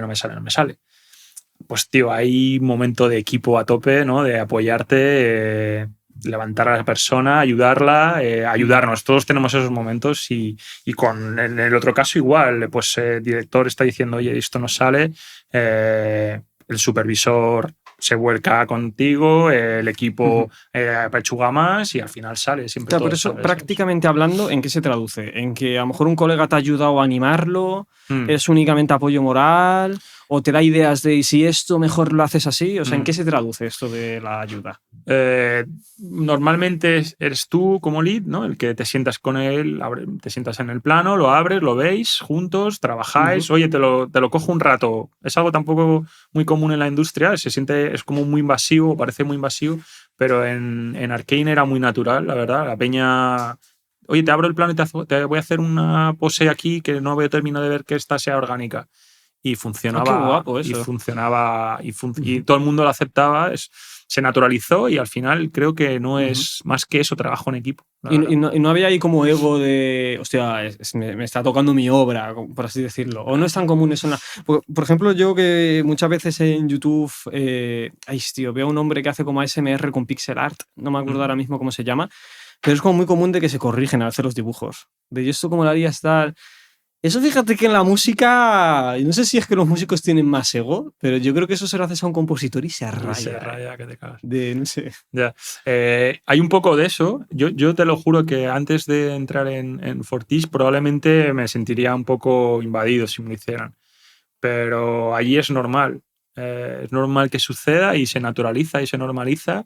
Y yo creo que el ego se queda un poco ahí. Al final también pasa, macho, que tienes a los top 5 ahí animando como para ir tú con tu ego, ¿sabes? Como dejarlo en la puerta y aprende, ¿no? Un poco. Entonces, al final hay un poco de eso también, ¿no? Que confianza y yo confío plenamente en la gente con la que trabajo y les dejo hacer, pero, tío, no es que seas mejor o peor, es que a veces no te sale. Y es claro, eso me llama mucha atención porque es como que hay una especie de creencia colectiva de que hay como una mejor decisión y que todos vais a ser conscientes a la hora de verla. Te pongo un ejemplo. Es como, por ejemplo, en una orquesta, ¿no? Se supone que el director tiene que ser como el más sabio de ahí porque te está como llevando hacia, con lo que tenemos ahora, esto es en verdad el mejor resultado posible y todos debiéramos estar convencidos de que es el mejor resultado posible. Y si eres honesto y objetivo, artísticamente hablando, como que serías capaz de verlo.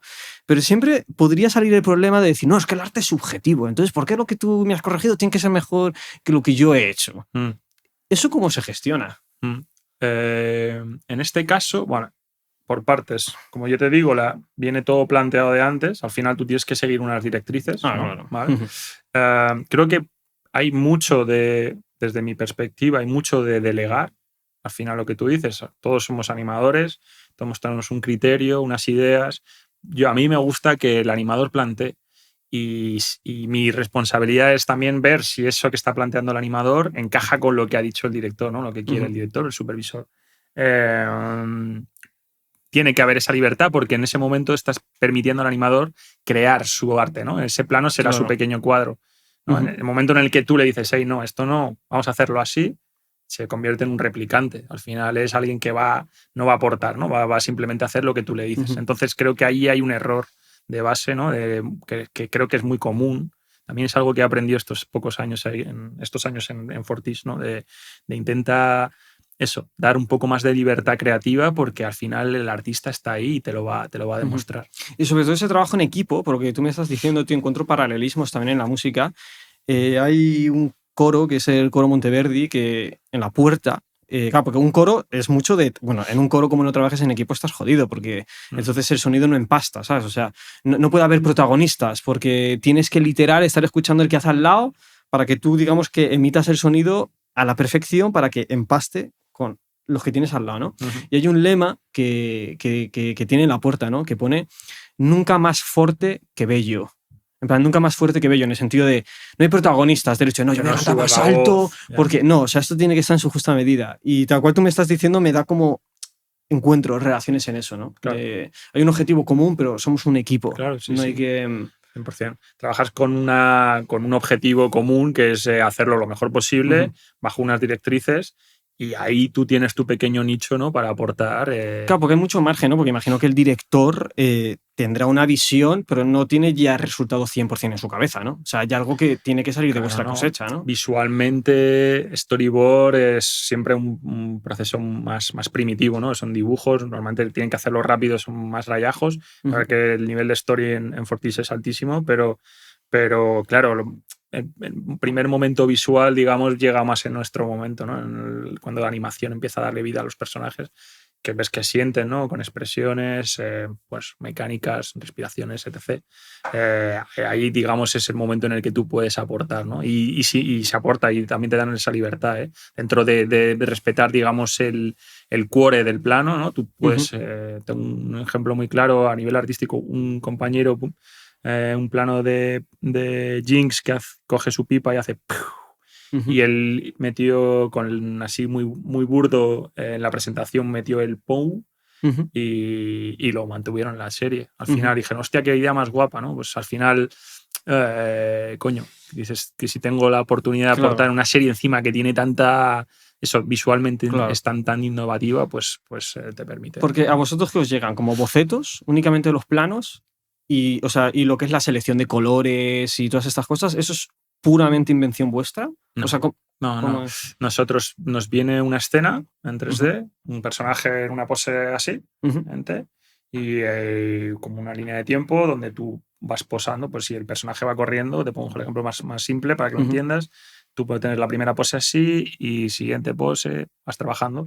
Presentamos una primera fase que es un blocking, que son las poses principales, que es viene un poco la idea derivada del 2D, donde el animador ponía eso, las key poses, y luego lo interpolamos. Entonces, bueno, pues ahí viene un trabajo más con curvas y más al detalle. Muchas veces cuando están saliendo como estas nuevas manifestaciones artísticas que son relativamente jóvenes y lo comparas con la arquitectura, que son súper antiguas, ¿no? Vuestro trabajo, si tuvierais que asemejarlo a algún arte, por así decirlo, más clásico, ¿qué dirías que está más cerca? ¿De la pintura, de la escultura? ¿Es una cosa totalmente nueva? No, del cine. Es cine al final, ¿no? La animación es cine. Escultura, ¿por qué? Pues a eso tendrías que preguntarle a un modelador que te hace modelos en 3D, ¿no? Eso sí que es esculpir. La animación, mi campo, digamos, es más cinematográfico, porque tiene parte de cinematográfico, pero la animación en sí yo creo que es un lenguaje propio. Pero bueno, en este caso creo que sí que iría un poco más por ahí. No es tan... Arcane, como tú has dicho antes, cada fotograma es un cuadro, ¿no? Un póster. Pues ahí el conjunto, digamos, ¿no? Toda la dirección artística que hay alrededor del producto hace que eso, pues sí, pues creo que iría más en consonancia con la pintura. Pero bueno, abarcas un poco de todo realmente, ¿no? Cada animadores, digamos que yo iría más un poco a lo cinematográfico. ¿Hay algo destacable que haya sido como 100% de tu cosecha? Algo que dijeras, esto se me ocurrió a mí. Hostia, pues seguro que sí, pero ahora no me acuerdo, tío. No te sé decir. A ver, suelto muchas ideas a lo largo de cuando estamos desarrollando con el equipo las secuencias. Desde lo más básico de esta pose, vamos a hacerla de esta manera, a por qué no hacemos propuestas, ¿no? Y muchas pasan y otras no. Es mi día a día, por eso no te sé decir nada concreto. Tío, ¿y esas ideas nacen de la pura espontaneidad o hay una premeditación?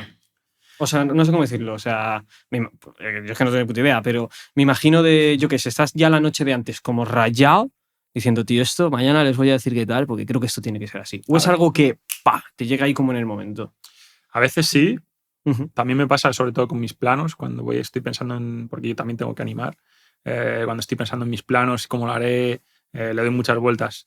Te diría que así viene más de la experiencia. Ya tantos años, tío, he desarrollado mucho el ojo, ¿sabes? Y veo muchas cosas que gente a lo mejor con menos ojo todavía no ve. Y sé que una cosa va a funcionar y qué cosa no va a funcionar y ya te estoy diciendo por aquí no vayas porque te lo vas a pegar, ¿no? Pues un poco conducir por ahí, siempre sin intentar, o sea, sin dejar de pervertir la idea del animador, como te decía antes, ¿sabes? Que, oye, pues vamos a respetar tu idea, pero vamos a intentar transformarla de tal manera para que funcione. Claro. Tío, otra pregunta que te quería hacer, que me parece muy interesante esto, sobre todo preguntar sobre artistas y tal. Por ejemplo, en la música clásica, Beethoven no podría haber sido Beethoven si no hubiera existido Mozart antes, ¿sabes? O sea, como se suele decir, nada de la nada sale, ¿no? Me gustaría, tío, que me dijeras en plan de, sin estas referencias, por así decirlo, Arcane nunca hubiera sido posible. O sea, si tuvieras que de algún modo darle el mérito a cosas que a vosotros os hayan inspirado o referencias que tú veas o incluso personalmente hablando, porque al final tú has formado parte y digamos que las propias influencias personales de cada uno, eso también pues ha influido.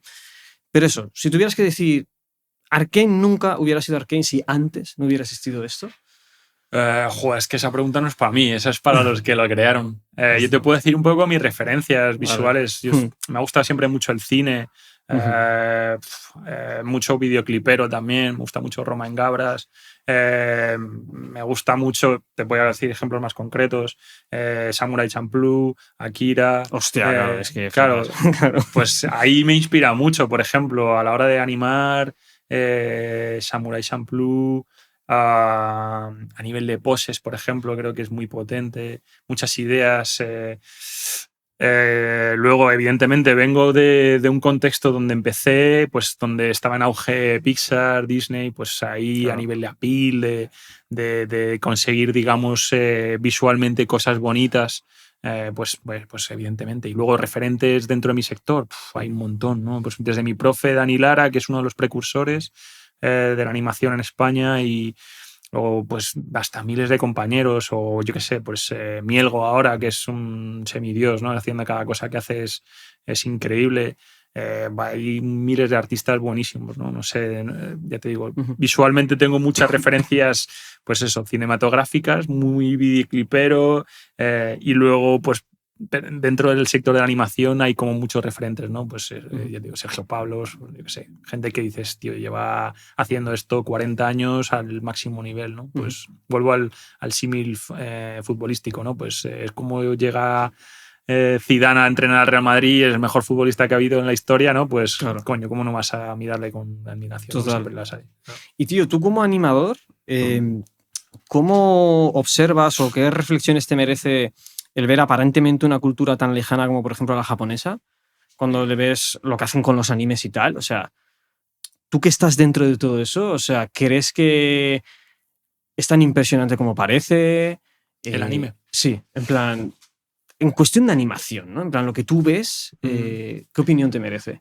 A mí lo que me gusta es cómo cuenta desde la simplicidad. Al final, voy al ejemplo más para que todo el mundo lo entienda. Tío, todos hemos visto Goku, todos hemos visto Oliver y Benji. Voy a poner el ejemplo más claro, Oliver y Benji, que se pegaban un plano de 40 segundos, una cara con una boca, ¿no? Lo más simplificado posible, ¿no? Y narraban con eso. Y te lo comías. Siendo niño, que encima, ahora yo creo que a mi hija le pongo un anime con planos tan largos donde no pasa nada. Y se aburre lo Esto mismo. es un coñazo, ¿no? Claro, pues para mí lo admirable es eso, cómo narraban desde la simplicidad.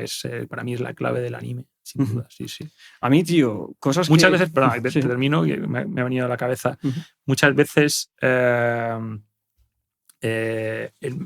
hay que tener en cuenta que el menos es más. Pensamos que animar es mover, ¿no? Eso decía Sergio Pablos precisamente, ¿no? Hay animadores y hay movedores, ¿no? Los movedores al final pues se piensan que hay que mover, ¿no? Y que nos movemos, pero mira, yo llevas un rato escuchándome y estás aquí, no te has movido ni una micra, ¿no? Simplemente estás sintiendo. Estoy full atención ahí absorbiendo. Pero tu proceso es interno hasta aquí y aquí, ¿no? Estás pensando, vaya gilipollas que me está contando que un rollo, ¿no? Pues es básicamente eso. Hay que simplificar, digamos, para entender un poco. La animación creo que se tiene que ver desde ese ojo. Tío, eso me ha venido como un paralelismo. Eso sucede mucho en el mundo del piano, que te dicen en plan de que hay una gran diferencia entre ser un bajateclas y ser como verdaderamente un músico, ¿no? Bajateclas mola. Y es lo que tú me dices, de ser un movedor a ser un animador. Es como, tío, me flipan esas correspondencias artísticas de... Ya entra, tío, dentro del terreno de lo subjetivo incluso, ¿no? De ese algo que parece que no se puede explicar, que es también un poco lo bonito a veces del arte, ¿no? Yo, no sé si... ¿Te has visto el anime Death Note? Sí. Claro, yo, una de las cosas que a mí me flipó, tío, que es uno de mis animes favoritos, es cómo puede resultar tan emocionante que escriba un tío en la libreta. Cuando lo ves ahí como... Es como el plano tal, y cuando iban cayendo los cuerpos y cosas de esas, te lo juro, o sea, es una de las cosas que más me impactó de decir, Dios, pero... O sea, esto es... Cómo convertir lo simple en complejo, ¿no? Sí. O, por ejemplo, no sé si sabes el anime Attack of Titans. Sí. Lo mencionaste antes. Tío, no sé, ¿te lo has visto entero o no, te has visto? Es un largo de cojones, ¿no? Sí, tiene como 6 temporadas o por ahí, pero ya simplemente el hecho de... Hostias, cómo se mueven los monigotes con... No sé si has visto como el mecanismo este que tienen, que se van colgando y se van moviendo. Hay concretamente un personaje que se llama Levi, que, joder, tiene de las peleas más épicas de cómo se está enfrentando a los titanes ahí dando 20.000 volteretas y tal. Que de hecho el creador original dijo, el mangaka, dijo que se inspiró en Spider-Man. Lo que pasa es que él lo hizo con tal. Y, joder, esos son los ejemplos que flipas. Tío, si tuvieras que decir tu top 3, aunque no esté en orden de animaciones que a ti te han marcado. Vale. Top 1, Akira. ¿Pero por qué? O sea, si tuvieras que justificarlo, ¿por qué Akira? Porque Akira es como, tío, es legendario, sobre todo dentro del mundo de los que somos frikis del anime y tal. O sea, mucha gente dice, tío, Akira marca un antes y un después. ¿En qué dirías tú? Hostia, ahí lo llevo un poco más a lo personal. Yo creo que lo vi, tendría 12 años, 10, 12 años, tío, que me impactó tanto. Es como cuando ves tu primera peli porno. Me abrió los ojos. Yo creo que me metió la semilla de la animación. Era algo que no había visto, tío. Yo venía de ver eso, pues cosas mucho más simplificadas. Goku era la hostia, era violencia, era, ¿no? Pero no llegaba a ese nivel de complejidad. Yo veía a David el Gnomo más pequeño, ¿sabes? O sea, claro. Para que te hagas un poco la idea, ¿no? De los dibujos que se veían entonces. Akira fue como, tío, es una obra adelantada a su tiempo, ¿no? Es como... Y eso lo supe captar cuando lo vi, ¿no? Es como... Me acuerdo, tengo grabado perfectamente cuándo lo vi, dónde lo vi. Eso me impactó por mi edad, ¿no? Por el momento en el que lo vi y por lo rupturista que era, ¿no? Visualmente, narrativamente, eso para mí es sin duda el top 1. Y luego creo que me voy a ir a cosas más, a lo mejor más cliché. Bueno, tengo una peli que siempre digo, tío, esta me partió el culo, que se llama I Lost My Body, que lo hizo un estudio francés, pero que está afincado en la isla Reunión. Se llama Gaosan, que justo creo que acaban de hacer otra peli, que por minimalista, es de un tipo que muere y la mano cobra vida. Había una historia de amor y la mano, digamos, que busca ese amor otra vez, ¿no? Cómo está contada, esa también me metió un poquito la semilla de decir, tío, la animación mola sobre todo para contar historias, ¿no? Es una buena historia, la animación no es increíble, pero la historia es tan bonita y está tan bien contada que dices, tío, aquí hay un lenguaje que me permite acceder a lo que yo realmente quiero hacer, que es contar historias, ¿no? Y está feo si digo Arcane. No, quizás porque me pilló en mi momento de estudio, de desarrollo, pues alguna potente de Pixar diría que Monstruos S.A. Que es, ¡hostia! Tío, es de las películas que me han hecho llorar al final. Monstruos S.A. La gente siempre me mira como, ¿qué cojones está diciendo este? Sí. Pero, tío, para mí el final de Monstruos S.A. es como, no sé, tío, pero no es... Tío, es que no sé si te pasará, pero no sé si es alguna especie de síndrome de Stendhal o algo así, que es el hecho de, tío, te lo juro que cuando veo como una obra de arte tan redonda, es como que, tío, me sale natural emocionarme del hecho de decir, Dios, o sea, el ser humano es capaz de esto, ¿no? Yo creo que incluso me ha pasado también eso con Arcane y tal. Pero en Monstruos S.A. eso me ha pasado, tío. Sí, justo, ¿no? Al final, justo... también es que cabrones, son muy emocionales, te dan ahí la fibra. Justo la escena en la que recupera como el último trozo de la puerta, que es como y se ilumina. Son muy buenos haciendo eso, son muy buenos. Las primeras para mí son todas obras maestras, la verdad. A mí sobre todo también porque me pilló justo estudiando, fue como, hostia, yo quiero hacer esto, tío. Quiero hacer esto y me impactó eso, ¿sabes? Es decir, tío, esta peña está haciendo ya pelis que son narrativamente... Era la época gloriosa de Pixar, fue muy top. Además, una época en la que se llamaban todos los premios, ¿no? En plan, todo el mundo de algún modo sabía que en animación, o sea, ellos eran como... Sí. Que se lo iban a llevar, ¿sabes? Sí. Además pilló justo que Disney todavía no había pillado el bache, ¿no? Entonces se quedaron como los referentes, digamos. Estaban ellos, DreamWorks, ¿no? Y que estaban haciendo el REC. Hostia, era un poquito más... También el REC también es un referente, ¿no? Por gamberra, ¿no? Y por empezar a contar, darle otro lenguaje a la animación, ¿no? Que no fuera solamente películas para niños, ¿no? Es un poco... Total. Para mí esas dos vertientes empezaron. Y luego estaba Blue Sky, las tres así americanas. Y en España, o sea, en Europa todavía no había mucho, pero pues llegó luego Illumination, que son los de los Minions y tal, que para mí ahora dentro de ese mercado, ayer justo lo hablaba con unos colegas, es la que mejor lo está haciendo porque tiene clarísimo qué es lo que quiere hacer, ¿no? Un producto palomitero, contando historias gamberras con sus personajes ya manidos, una estructura y una estructura cinematográfica súper clara y súper sencilla para que lo coman todos los públicos. Pero nada, pues un poco lo que decías antes, no nada pretencioso, no se van tengo que forzarme a meter un personaje homosexual o racializado porque es lo que me pide la sociedad, ¿no? Lo hacen de manera natural. Tío, y eso te lo juro que es una de las cosas que me parece de los mejores aciertos que ha hecho Arcane en ese sentido. Estoy muy de acuerdo. No me parece forzado para nada, tío. Y curiosamente, fíjate que cuando tú ves Arcane, los personajes más fuertes son los femeninos en toda la serie. O sea, al menos lo que yo he visto. Sí. Incluso los personajes que aparecen racializados y tal. Tío, esto que voy a decir seguramente es un poco polémico, pero, tío, es lo que pienso en el sentido de... Muchas veces cuando lo típico de hacer a la sirenita negra, cosas de esas, y se me va, tío, ¿por qué en vez de eso no haces otra cosa que sea un personaje, que sea un negro protagonista o lo que sea, pero que sea la polla y que sea coherente? Porque si no da la sensación que... Forzado, ¿no? Que es súper forzado, pero que alguien te podría decir, pero ¿y a ti por qué te molesta que sea forzado? ¿Sabes? Pero es como, si a mí no es que me moleste porque sea forzado, no, si tampoco es que me moleste al extremo, si es más una cuestión de coherencia, ¿no? De decir, tío, si esa obra ya era así, o sea, ¿por qué no se puede hacer algo nuevo? Claro. Y, tío, eso lo vi totalmente en Arcane. En plan, por ejemplo, tú ves al personaje de Echo, no te parece que esté forzado, ¿sabes? O tú ves la relación lesbiana que hay entre dos personajes, no te parece forzado, es como... es como supernatural, tiene como sentido. Y eso me flipa. Ayer justo poníamos el ejemplo de La Sirenita en este debate que te digo. Lo veo así, tal cual, sí. Me parece que hay una combinación ahí de factores. Está el hecho de no tener como mucha creatividad y tener que tirar de IPs ya creadas, ¿no? Y polémica barata, ¿no? Mezclar un poco la nostalgia con la polémica, ¿no? Y de repente dices, oye, voy a hacerme La Sirenita, pero, tío, tengo que ser correspondiente con mis tiempos, momento en el que lo que vende es ser progre, meter personajes negros, porque los maltratamos aquí en Estados Unidos.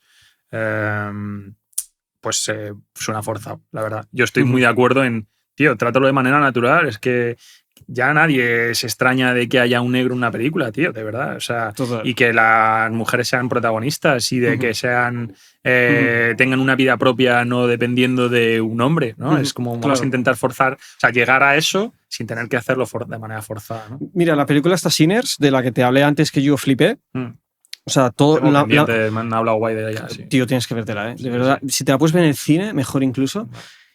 Tío, la mayoría de todos los personajes son negros, pero es en plan, coño, es que estás hablando del delta del Mississippi, cuando nace el blues.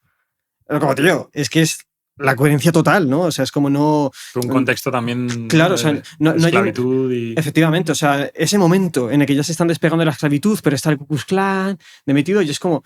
Si a mí lo que me molesta, tío, es como la falta de coherencia, por una parte. Y luego, por otra parte, fíjate que yo me considero una persona de izquierdas, pero, tío, hay muchas de estas cosas con lo woke y tal, que es que me parece más como capitalismo de buena cara, más que verdaderamente ser de izquierda, sinceramente. Que yo esto voy a decir, va a ser súper polémico, pero es que encima manda cojones que encima tenga que ser Disney quien se quiera quedar, quien quiera hacer de punta de lanza de todas esas cosas. O sea, tiene nombres, ¿no? O sea, pinkwashing, capitalismo verde, que lo llaman así, y es en plan, por poner un ejemplo, o sea, como más mundano, en plan, hablamos, por ejemplo, del capitalismo verde, ¿no? Es en plan, es que yo no creo que la solución sea que le pongas más impuestos a esas empresas que contaminan y tal. O sea, es que literalmente el sistema tiene que cambiar. Claro. ¿Sabes? Que no es cuestión de... ¿Sabes? Entonces, eso es... Cuando lo veo en el arte, eso, tío, lo veo encima como muy del palo de... Tío, lo están haciendo a posta para hacer una especie de marketing disruptivo muy violento. Y claro, luego, tío, ya se te meten de por medio en este debate los zumbaos que no pintan en este debate, ¿sabes? Es como que todo al final se acaba mezclando y, hostias, me parece muy loco. Sí, ¿no? Si tienes una multinacional que busca rédito y su, digamos, lo que tú has dicho, la punta de lanza de su producto es tengo un personaje negro o homosexual, pues oye, tío, une los puntos, ¿sabes? ¿Tú qué opinas en general, ya como más artísticamente hablando, o incluso desde el plano de la animación, de Disney? Porque desde fuera, tío, yo al menos a nivel usuario, no sé por qué me da como cierta sensación de que se está viviendo como una de decadencia, ¿no? No sé si es por la calidad de las obras de arte o es porque se está emborronando con todo esto de la política y tal, pero al menos desde fuera... No sé, da la sensación de que no es como esa época dorada de El Rey León, claro. Tal. ¿Tú cómo lo ves ahí?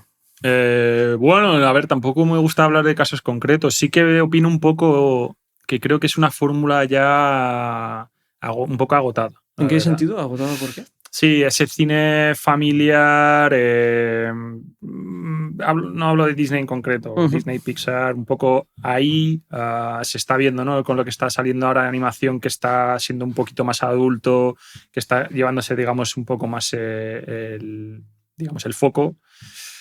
Creo que es eso, que al final se ha explotado mucho, se han hecho muchas películas sobre lo mismo, de la misma manera, muy bonitas de ver, cada vez tecnológicamente, cada vez más potentes, porque Disney es innovadora en casi todo. Aspiracionalmente, pues cualquier animador dice, nadie te diría no quiero trabajar en Disney, ¿no? Es como ahí voy a seguir aprendiendo y desarrollándome, ¿no? Rodeándome de talento. Pero sí, yo desde mi visión personal, efectivamente, creo que es una fórmula que poco a poco se va menguando a nivel emocional, que es un poco lo que pretende. Ya cada vez es como estoy viendo el mismo producto, cada vez más secuelas, más precuelas, menos personajes nuevos, menos historias distintas. Bueno, pues sí, creo que es está un poco en decadencia. No sé si hay una reinvención de la fórmula, que entiendo que sí, ya lo hicieron. Pero algo tendrá que cambiar y yo creo que ellos también lo están viendo, la verdad. De cara a la animación, tío, o sea, Soy consciente que nadie tiene una bola mágica para ver el futuro, pero si tuvieras que imaginar cuál crees que va a ser el siguiente paso.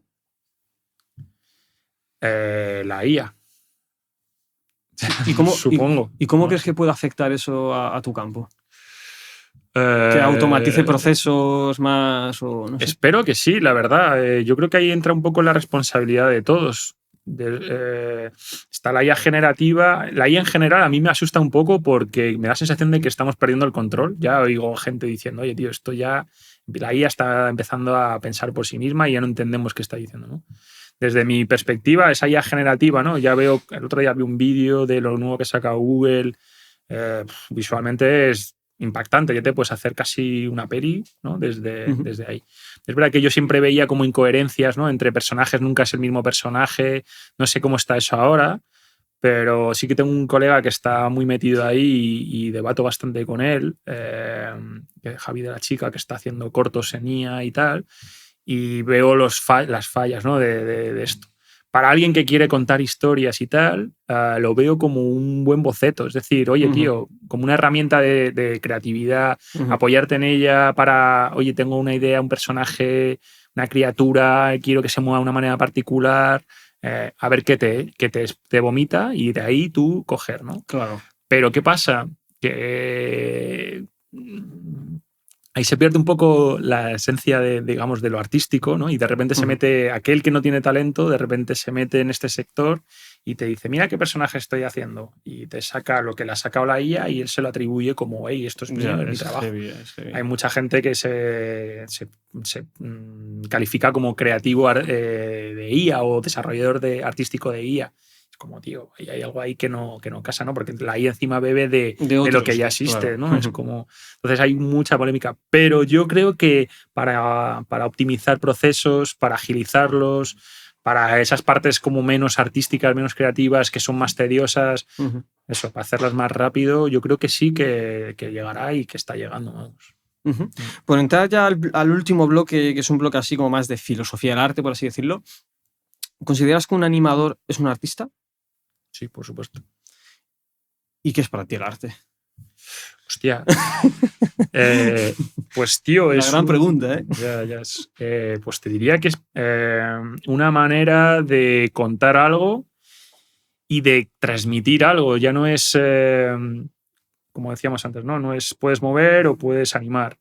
Pues un poco lo mismo. Puedes decir, mira, esto, o puedes decir, mira, esto y a ver qué te evoca, ¿no? ¿Qué te hace sentir? Es una herramienta política, para mí principalmente. Todo es política al final, ¿no? Y lo decíamos antes, ¿no? De beneficio de la propia empresa, cómo puedo buscármelas para contarte algo que te venda, ¿no? Pero a la vez, pues es algo a lo que podemos acceder todos realmente, ¿no? Todo el mundo tiene capacidad de desarrollar un arte, mejor o peor, con más talento, con más trabajo, y contar, ¿no? Y desde mi perspectiva, más desde lo cinematográfico, contar historias, ¿no? Es ¿qué sería la misión un poco, ¿no? Claro, ¿qué sería del mundo sin el cine, no? No seríamos lo que somos ni... ¿no? Totalmente. Eso, antes hablando de la pandemia, tío, una gran lección para que incluso los que no sean artistas que nunca se olviden, ¿no? ¿Qué hubiera sido de todos nosotros en la pandemia sin arte y sin cultura en general, ¿no? Imagínate. Hay una frase, no me acuerdo de quién era, que dice el arte en sí no es necesario para la vida, pero sí es necesario para permanecer en ella, ¿no? Y es como que me parece total. ¿Y cómo crees que... ¿Cómo decirlo? ¿Cómo articular esto bien? ¿Hay algún mecanismo para identificar a alguien que es un artista de alguien que no lo es? Hostia, vaya pregunta. No lo sé. Creo que hay gente que... ¿cómo responder a esto? Te puedes hacer artista, ¿vale? Vuelvo a ser un poco redundante, pero yo creo que puedes tener matices artísticos, inquietudes, ganas de contar y trabajarlo y convertirte en un mucho mejor artista. Y hay gente que lo es, ¿no? Y gente que ya de pequeña ves que tiene una capacidad innata para la música o una capacidad innata para el dibujo o que entiende lenguajes que no son los comunes, ¿no? Los verbales, digamos. estoy seguro que mencionabas antes a Guillermo del Toro. Estoy seguro que el de niño ya estaba haciendo su maquinando Super ahí. 8, sus vídeos, sí, maquinando historias y dibujando. Él viene del sector de animación también estoy seguro que ya estaba ahí, ¿no? Entonces sí que hay como talentos emergentes que nacen y ya artistas, ¿no? Y luego creo que hay claramente gente que se hace, ¿no? Que músicos, ¿no? Oye, tío, pues hay gente que aprende a tocar, que aprende a cantar y terminan siendo buenos artistas a base de trabajo y a base de eso, de ponerle pasión y amor, ¿no? Claramente. Yo creo incluso que muchas veces hasta un modo de vida. Y incluso yendo más allá, ya la fumada total, hay una película que te recomiendo que se llama Despedidas, que es una película japonesa, tío, que creo que ganó bastantes premios. Está en YouTube entero gratis. Okay. Es titulado, yo flipo. Que la sinopsis es un hombre que toca el violonchelo, pero la película empieza con que cierra la orquesta en la que él trabajaba. Okay. Y se ve obligado a tener que encontrar otra profesión a pesar de que él es músico. Okay. La profesión en la que acaba es... El miedo de todo artista. Totalmente. Sí. Al final acaba dedicándose como a la tanatoestética, pero mezclado como con una especie de ritual. O sea, ¿Eso es maquillar muertos? Sí, es maquillar muertos. En este caso, él acaba en un trabajo en el que tiene que preparar el cadáver, así como bonito, y a la vez someterlo como una especie de ritual en el que los familiares como que les ayuda como a cerrar el duelo, ¿no? En el sentido de, pues, yo que sé, a lo mejor hay una escena en la que se ve como a lo mejor están los familiares ahí como llorando y tal, y él como que hace el ritual, ¿no? De hace como una serie de gestos, como lo prepara, así como muy rollo todo budista, ¿sabes? Un poco en ese plan. Una sinopsis muy japonesa, ¿verdad? Sí, total. Pues tío, yo la lectura que hago de la peli, que es una fumada total, pero es lo que veo muy pertinente, es que a pesar de que él se vio forzado a tener que dejar la música, nunca dejó de ser músico. Claro. En el sentido de que muchos de los principios que él aplicaba en la música los seguía aplicando en ese nuevo trabajo. Claro. Entonces es como esa especie de sensibilidad especial que yo creo, por eso yo digo de que para mí un artista es casi más un modo de vivir, un modo de ver la realidad que te rodea y un modo de cómo te comportas ante esa realidad, ¿no? Ese ojo clínico que tienes, ese final de transmitir algo, ese también respeto a las maneras, una especie de respeto artesanal que no sé, como que tienes de, tío, las cosas bien hechas, ¿sabes? En plan, no sé, creo que son una serie de conjuntos y esa película, la verdad es que animo a todo el mundo a que si la ve, que esto es una interpretación personal que yo le hago, pero es como que, no sé, cuando tú ves al tío de cómo hace los gestos, cómo lo prepara, no sé, encuentro como paralelismos en esto. Y lo que quería traer a la pregunta es el hecho de, hay un músico que se llama Daniel Barenboim, que decía que, al menos como músico, es una profesión muy especial porque dice, normalmente la gente cuando termina su jornada de trabajo es cuando empieza a vivir, pero un músico vive mientras está trabajando. Claro. Y eso es lo que hace también muchas veces tan difícil de valorar esta profesión, porque es como, no, porque como te gusta lo que haces, no es un trabajo, ¿no? En plan, y como la palabra trabajo ya viene de un instrumento que era de tortura, precisamente, mi pregunta es, ¿tú eres capaz de discernir tu yo artista a tu yo personal o nunca dejas de ser artista? Hostia, es buena pregunta.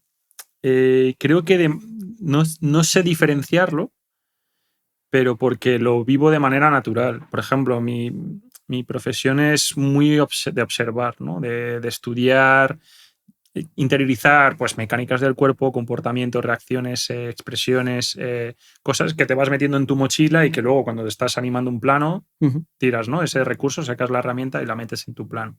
A mí me pasa mucho eso, yo observo un montón. Ahora, por ejemplo, tengo una niña pequeña, la observo mucho en cómo se levanta, cosas como muy nimias, muy pero que me dan como una pista de cómo se mueve un niño, ¿no? Por ejemplo, me acuerdo de una época en la que estábamos haciendo una peli donde había un perro y yo miraba mucho a mi perro y muchas cosas que estábamos plasmando en la película yo no era consciente de que las sabía, porque yo no era consciente de que estaba estudiando a mi perro.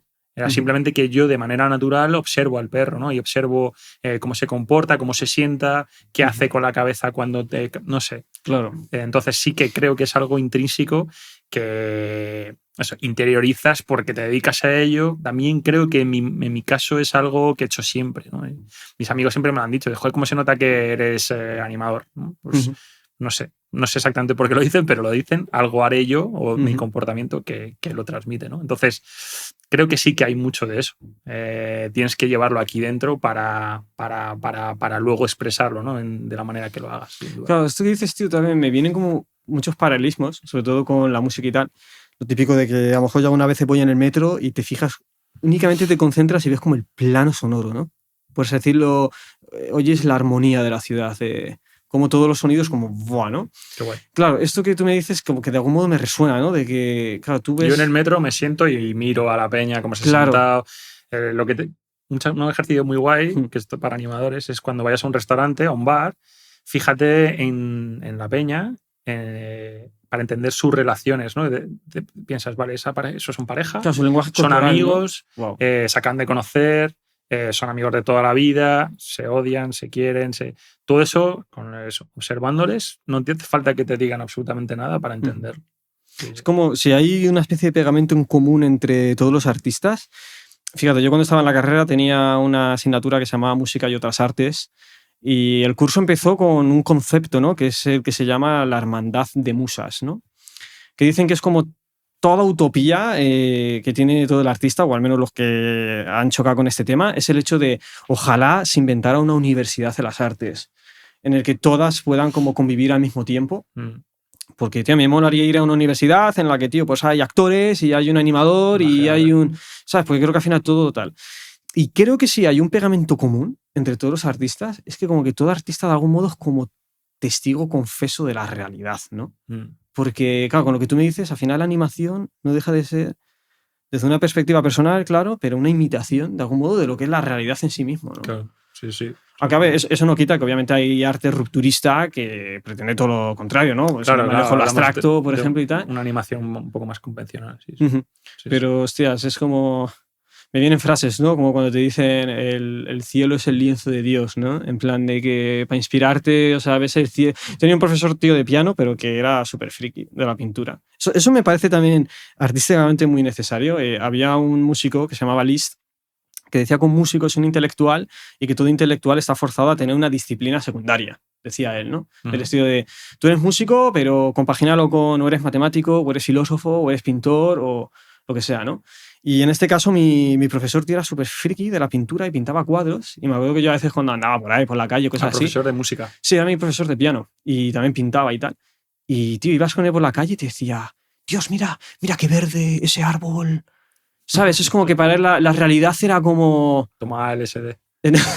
Tío, fumaba porros en clase. Te lo juro de... Es una anécdota un poco loca, tío. Era yo un anciano, tío. De hecho, estaba muerto ya. No sé si es por lo que tomaba, tío. Pero yo me acuerdo de una vez de particulares en su clase y tal, o sea, en su casa.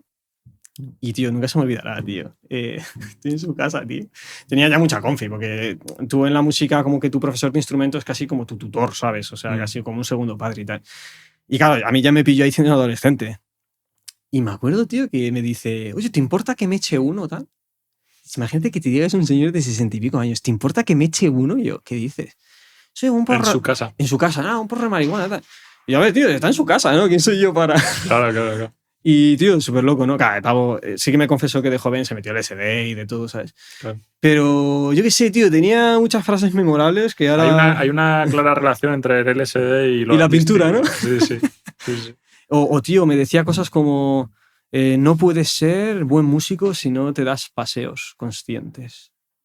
En plan, del hecho de que andes por la calle y, yo qué sé, te fijes en lo que ves. Sí, yo tengo un colega filósofo que dice que donde sus mejores procesos mentales y eso, pues innovativos, digamos, ha desarrollado es andando. Y dice, es una actividad que asociamos a la gente mayor, ¿no? Que tiene que andar pues, por salud, pero no somos conscientes de que andar solos nos hace pensar y desarrollar nuestro... Activa la maquinaria. Eso, un artista, evidentemente, pues a mí me pasa, ¿eh? Yo voy andando por la calle y, como por lo que te he dicho antes, ¿no? Voy pensando en mi plano, cómo resuelvo y tal, no sé qué, al final vas conjugando ahí con tus herramientas. Y que es necesario vivir, tío. O sea, no encerrarse únicamente allí en el estudio, hay que vivir porque si no...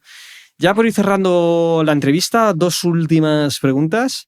La penúltima, llega el momento, yo qué sé, no sé si decirlo comunista o no sé de la charla, es si tuvieras que reivindicar algo para tu sector, En plan, algo que te gustaría que cambiara o que fuera mejor. O...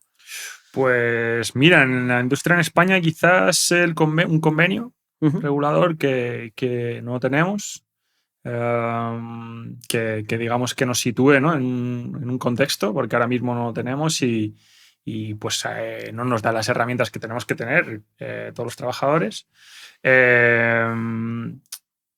Más respeto quizás también por lo que hacemos, ¿no? Que esto es un poco la visión ignorante, digamos, de mucha gente, ¿no? Que se piensa que hacemos dibujitos y eso pues lo infantiliza mucho y al final hay un trabajo detrás, en desarrollo de muchas horas, mucha pasión, mucho tiempo, dinero, que para nada, ¿no? Es un poco esa visión.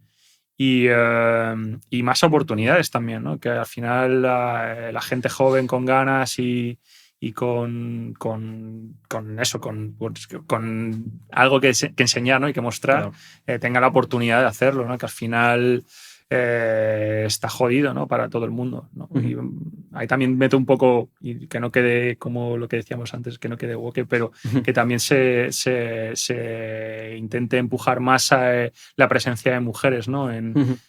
Como referentes, claro, en festivales, en conferencias y demás. Sí, que no parezca un mundo únicamente de hombres. Exacto. Porque al final, joder, tío, cada ser humano tiene un cerebro y todo cerebro es capaz de crear cosas increíbles. Exacto, entonces, exacto. Yo de las mejores profesionales que conozco son mujeres, la verdad.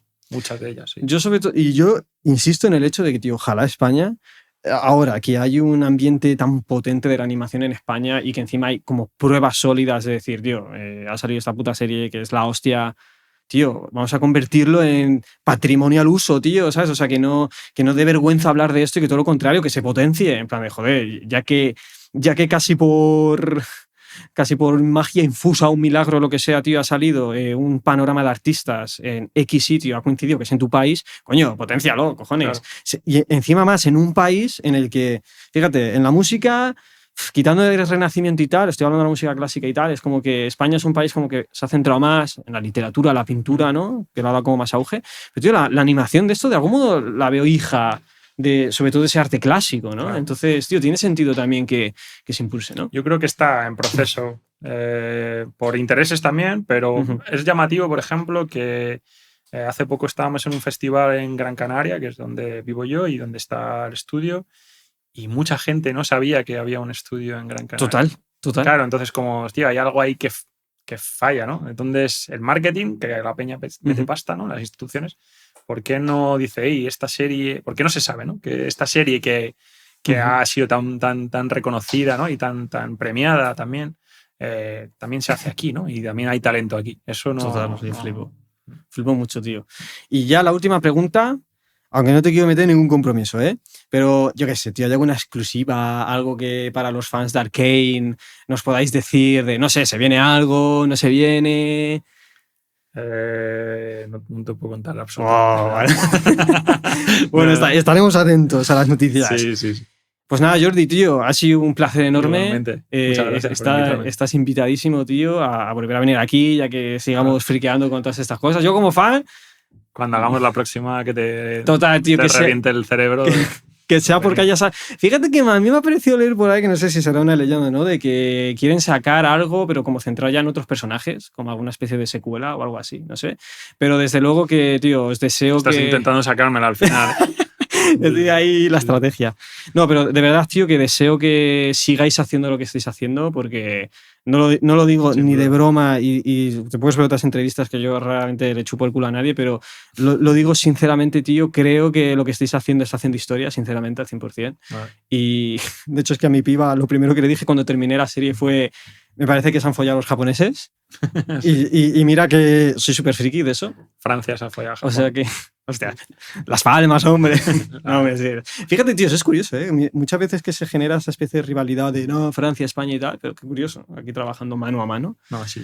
No, gran parte de la gente de mi estudio es francesa. Son buena peña, son muy buena peña y muy buenos artistas. Hostias, ¿eh? Pues mira. Sí. Pues nada, tío, os deseo de verdad que sigáis así.